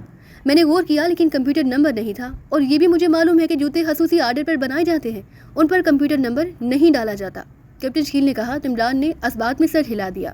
کراؤن اپنے فلیٹ میں بیٹھا ایک رسالے کے مطالعے میں مصروف تھا، آج صبح سے چونکہ اس کے ذہن پر کوئی پروگرام نہ تھا، پھر دن بھی اتوار کا تھا، اس لیے اس کا باہر جانے کا کوئی موڈ نہ تھا، اس لیے وہ بیٹھا رسالہ پڑھ رہا تھا کہ ساتھ پڑے ہوئے فون کی گھنٹی بج اٹھی تو کراؤن نے ہاتھ بڑھا کر ریسیور اٹھا لیا۔ یس ایزی مائی بوائے، دوسری طرف سے ایک بھاری آواز سنائی دی، اس کے ساتھ ہی رابطہ ختم ہو گیا تو کراؤن بے احتیاط چونک پڑا۔ اس کور فکرے کا مطلب وہ اچھی طرح سمجھتا تھا۔ سی سیکشن کا چیف اس سے براہ راست رابطہ کرنا چاہتا تھا، لیکن اسپیشل فون کے ذریعے نہیں بلکہ براہ راست، اور اس فکرے کا مطلب تھا وہ کسی پبلک فون پر جا کر مخصوص نمبر ڈائل۔ چنانچہ وہ تیزی سے اٹھا، ڈریسنگ روم کی طرف بڑھ گیا۔ تھوڑی دیر بعد اس کی کار تیزی سے رہائشی پلازا سے نکل کر ایک سڑک پر دوڑتی چلی جا رہی تھی۔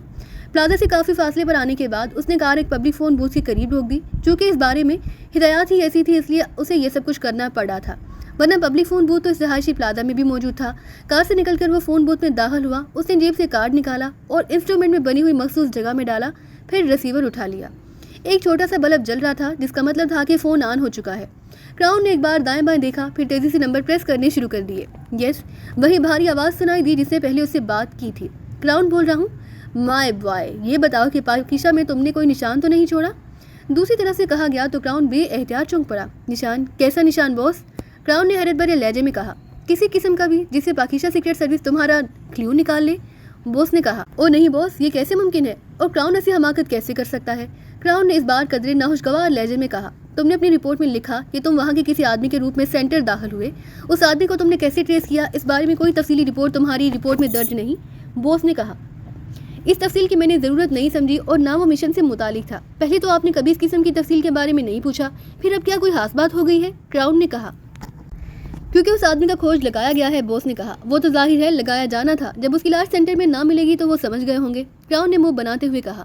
تم نے اس کا لباس پہنا تھا، لیکن کیا تم نے اس کا جوتا نہیں پہنا؟ باس نے کہا تو کراؤن بے احتیاط اچھل پڑا۔ اوہ، تو یہ بات ہے، میں نے واقعی اس کا جوتا نہیں پہنا باس، اس لیے کہ میرے جوتے میں مخصوص سسٹم موجود تھا جن کی مجھے وہاں سینٹر میں ضرورت تھی، کراؤن نے کہا۔ اور تم نے جو یہ جوتا کارڈو سے خصوصی آرڈر پر بنوایا تھا، باس نے کہا۔ ہاں، میں ہمیشہ کارڈو سے ہی جوتے بنواتا ہوں، لیکن ہوا کیا؟ کراؤن نے کہا۔ پاکیزہ سے کارڈوس فون کر کے معلومات حاصل کی گئی ہے۔ انہیں بتایا گیا کہ اس جوتے کے تلوے پر کمپیوٹر نمبر موجود نہیں، اس لیے یہ جوتا خصوصی طور پر بنوایا گیا، لیکن اس کا سائز غیر معمولی ہے، اس لیے اس سائز کی بنیاد پر معلوم کرنے کی کوشش کی گئی ہے کہ یہ جوتا کس کے لیے تیار کیا گیا، لیکن کارڈوس کے مینیجر نے انہیں یہ جواب دیا کہ خصوصی آرڈر پر تیار کرنے والے جوتوں کے بارے میں ریکارڈ نہیں رکھا جاتا، جبکہ ایسا نہیں، ریکارڈ رکھا جاتا ہے۔ مینیجر کو معلوم ہو گیا کہ یہ غیر معمولی سائز کا جوتا کراؤن کے لیے تیار کیا گیا تھا۔ چونکہ بظاہر تمہارا تعلق سرکاری ایجنسی کرافٹ سے ہے، اس لیے کرافٹ کے چیف کو اس بارے میں اطلاع کر دی گئی۔ اس طرح یہ بات مجھ تک پہنچ گئی، باس نے تفصیلات بتاتے ہوئے کہا۔ ہاں، تو یہ بات ہے، پھر کیا حکم ہے؟ کراؤن نے کہا۔ صرف تمہیں یہ بتانا مقصود تھا کہ پاکیزہ سیکرٹ سروس کام کر رہی ہے، گو کارڈوس کو اس سارے عملے کو ختم کر دیا گیا ہے جن کے پاس ریکارڈ تھا یا جو اس بارے میں جانتے تھے۔ وہ مینیجر بھی ایکسیڈنٹ میں ہلاک ہو چکا اور ریکارڈ بھی غائب کر دیا گیا ہے، لیکن اس کے باوجود تم نے ہوشیار رہنا ہے، باس نے کہا۔ آپ کا مطلب ہے کہ وہ مجھ تک نہ پہنچ پائیں؟ کراؤن نے کہا۔ اگر وہ تم تک پہنچ جائیں تو تم نے غافل نہیں رہنا، میرا صرف یہی مطلب تھا، میں نہیں چاہتا کہ ایس ایس کو تمہارا نقصان برداشت کرنا پڑے، باس نے کہا۔ باس، آپ میری توہین کر رہے ہیں، آپ کا مطلب ہے کہ یہ لوگ اگر مجھ تک پہنچ جائیں گے تو مجھ پر غلبہ پا لیں گے، کراؤن نے بگڑے ہوئے لہجے میں کہا۔ ہاں، اس کا امکان موجود ہے، کیونکہ علی عمران کو مین ہیڈ کوارٹر نے ایسے ہی سیف لسٹ میں نہیں رکھا، اس میں واقعی ایسی صلاحیتیں موجود ہیں، باس نے جواب دیتے ہوئے کہا۔ باس، آپ ہاں مہاں پریشان ہو رہے ہیں، آپ مجھے ہیڈ کوارٹر سے اجازت دلوا دیں اس عمران کے خاتمے کی، پھر دیکھیں کہ اس کی موت کیسے ہوتی ہے، کراؤن نے کہا۔ نہیں، ہیڈ کوارٹر سے اجازت نہیں دے گا، باس نے حتمی لہجے میں کہا۔ بس یہی مسئلہ ہے جس کی وجہ سے میں بے بس ہو رہا ہوں، کاش ایسا نہ ہوتا، کراؤن نے کہا۔ سنیں، مجھے معلوم ہے کہ اگر دنیا میں اس عمران کا مقابلہ کر سکتے ہو تو وہ صرف تم ہی کر سکتے ہو، کیونکہ تمہاری اصل صلاحیتوں کا علم صرف مجھے ہے، لیکن ہیڈ کوارٹر چونکہ عمران کی ڈیتھ کے آرڈر جاری نہیں کرے گا، اس لیے ایک ایسا طریقہ ہے جس سے تم اسے ہلاک کرنے کے باوجود ہیڈ کوارٹر کے عذاب سے بچ سکتے ہو، باس نے کہا۔ او، اگر ایسا کوئی طریقہ ہے تو آپ جلدی مجھے بتائیے، میں آپ کا یہ احسان زندگی بھر نہیں بھولوں گا، کراؤن نے بے چین لہجے میں کہا۔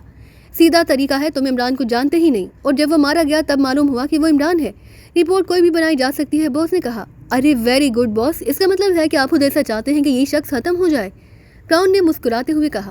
ہاں، کیونکہ مجھے معلوم ہے کہ سی ایگل کی چوری کے بعد اس نے لامحالہ جب آگے بڑھنا ہے تو وہ کسی نہ کسی طرح بہرحال سیکشن تک پہنچ جائے گا، اور چونکہ سی ایگل سیکشن ہیڈ کوارٹر میں موجود ہے، اس لیے اسے واپس حاصل کرنے کے لیے اسے سیکشن ہیڈ کوارٹر کے خلاف براہ راست کام کرنا ہوگا، اور میں سیکشن ہیڈ کوارٹر کو معمولی سا رسک بھی ڈالنا نہیں چاہتا، اس لیے اس کی موت چاہتا ہوں، اس کے سوا اور کوئی صورت بھی نہیں، باس نے کہا۔ ویری گڈ باس، آپ بے فکر ہو جائیں، اب یہ لازمی ہلاک ہو جائے گا، یہ میرا دعویٰ ہے، کراؤن نے کہا، لیکن یہ بات سن لو کہ تم نے ازخود اس کے خلاف کام نہیں کرنا۔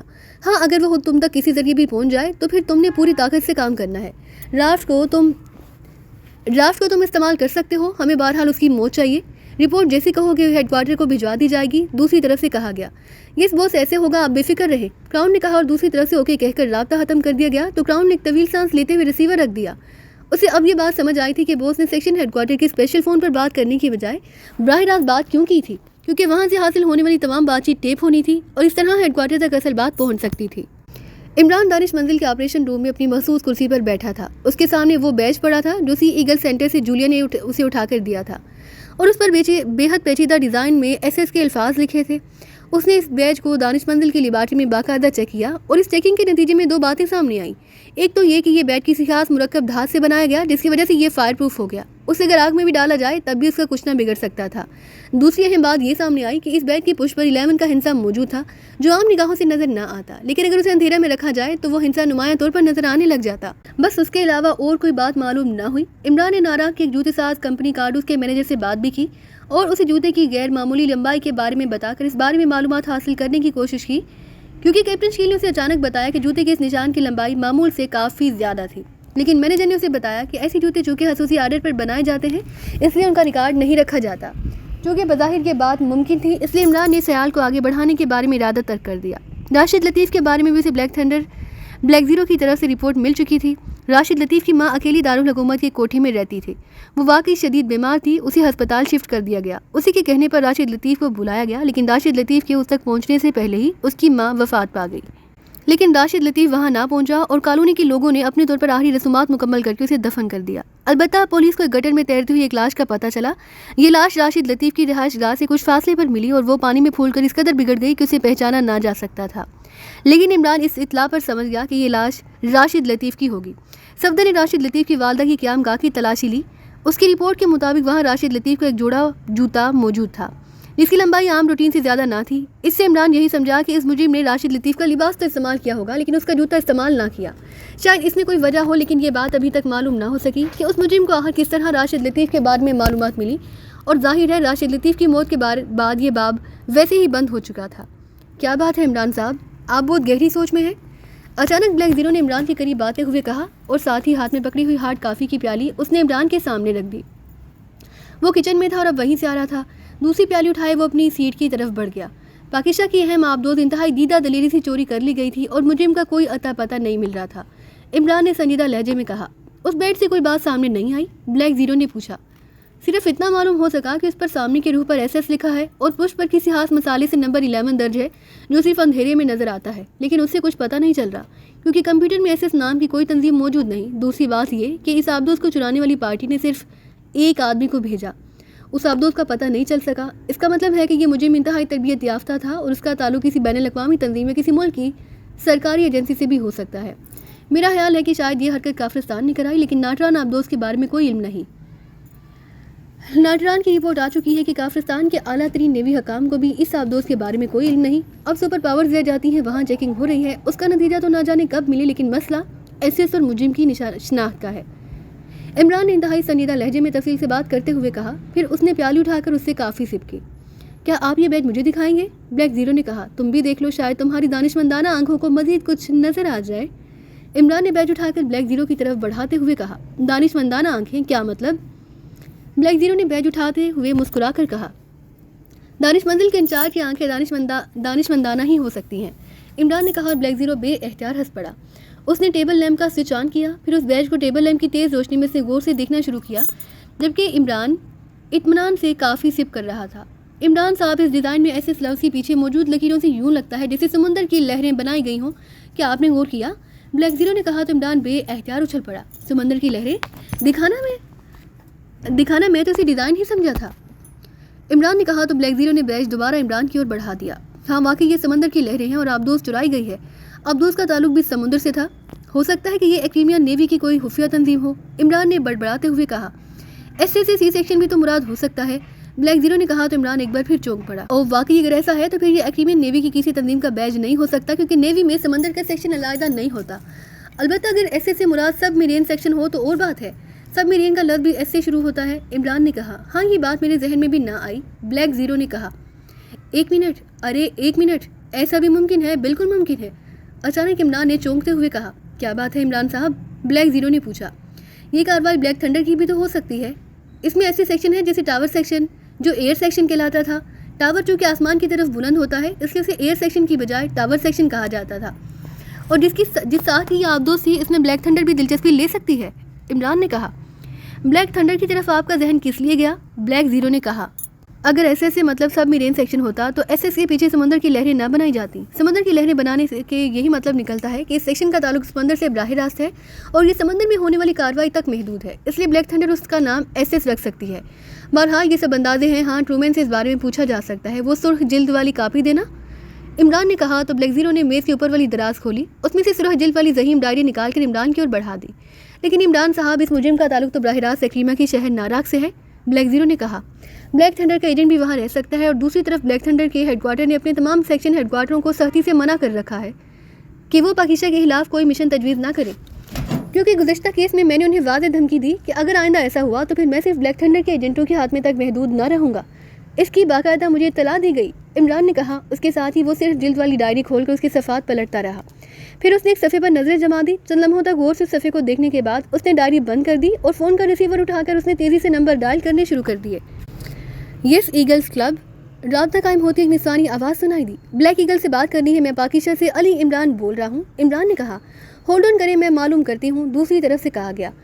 ہیلو، بلیک ایگل بول رہا ہوں، چند لمحوں بعد ٹرومین کی آواز سنائی دی۔ علی عمران بول رہا ہوں ٹرومین، عمران نے سنجیدہ لہجے میں کہا۔ او، آپ عمران صاحب، بڑے طویل عرصے بعد یاد کیا آپ نے۔ دوسری طرف سے ٹرومین کی مسکراتی آواز سنائی دی۔ بلیک ایگل، سنا ہے بڑا خطرناک ہوتا ہے، ایک ہی جھپٹ میں آنکھیں نکال لیتا ہے، اور آنکھیں دنیا کی سب سے بڑی نعمت ہیں، اس لیے مجبوری ہے، عمران نے مسکراتے ہوئے کہا۔ تو دوسری طرف سے ٹرومین بے احتیاط کھلکھلا کر ہنس پڑا۔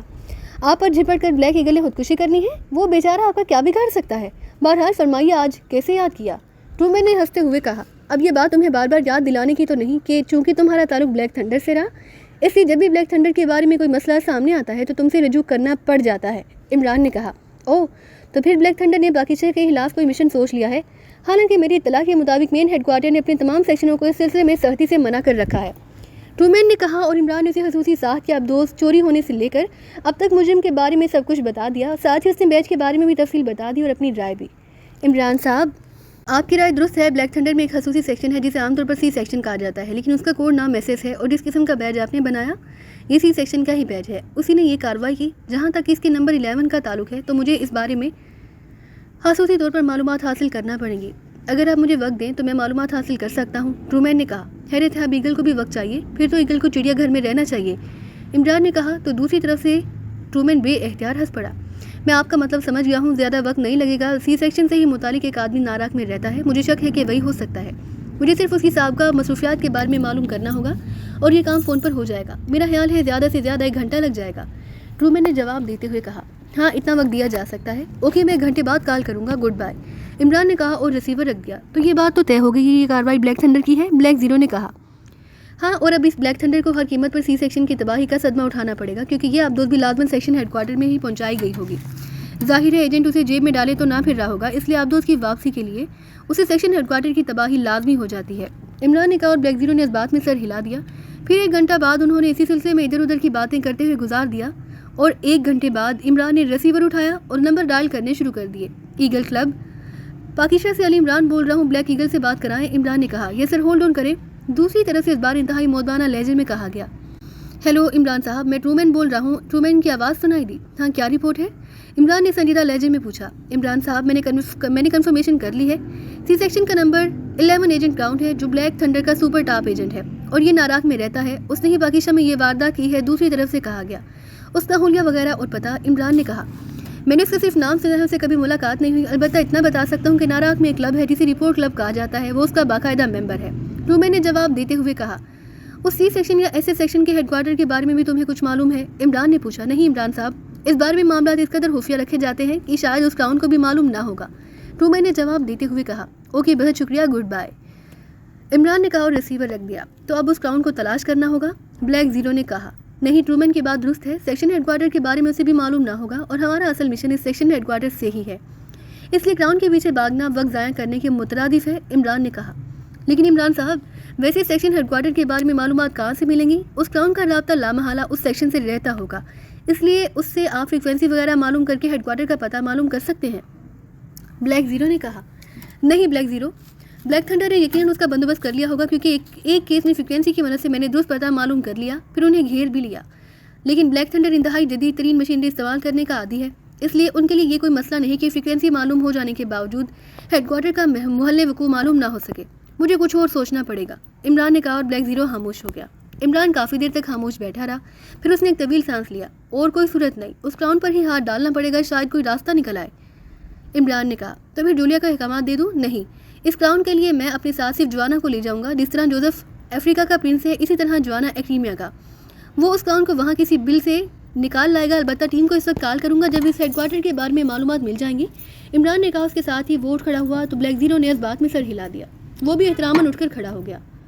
क्राउन एक होटल के हाल में बैठे एक खूबसूरत लड़की से बातों में मसरूफ था कि वेटरेस उसके करीब पहुंचकर झुक गई तो वो दोनों चौंक कर उसे देखने लगे। यस, क्राउन ने कहा, आपकी कॉल है सर। और अच्छा, क्राउन ने कहा। फिर वो उस लड़की से माजरत करके उठा और काउंटर के करीब बने हुए कॉल रूम की तरफ बढ़ गया, जहाँ कॉल मेज़ ना सुनवाई जाती थी क्योंकि इससे दूसरे डिस्टर्ब होते थे, इसलिए अलग कॉल रूम बनाया गया था जो साउंड प्रूफ था ताकि कॉल सुनने वाला इत्मीनान से बातचीत कर सके।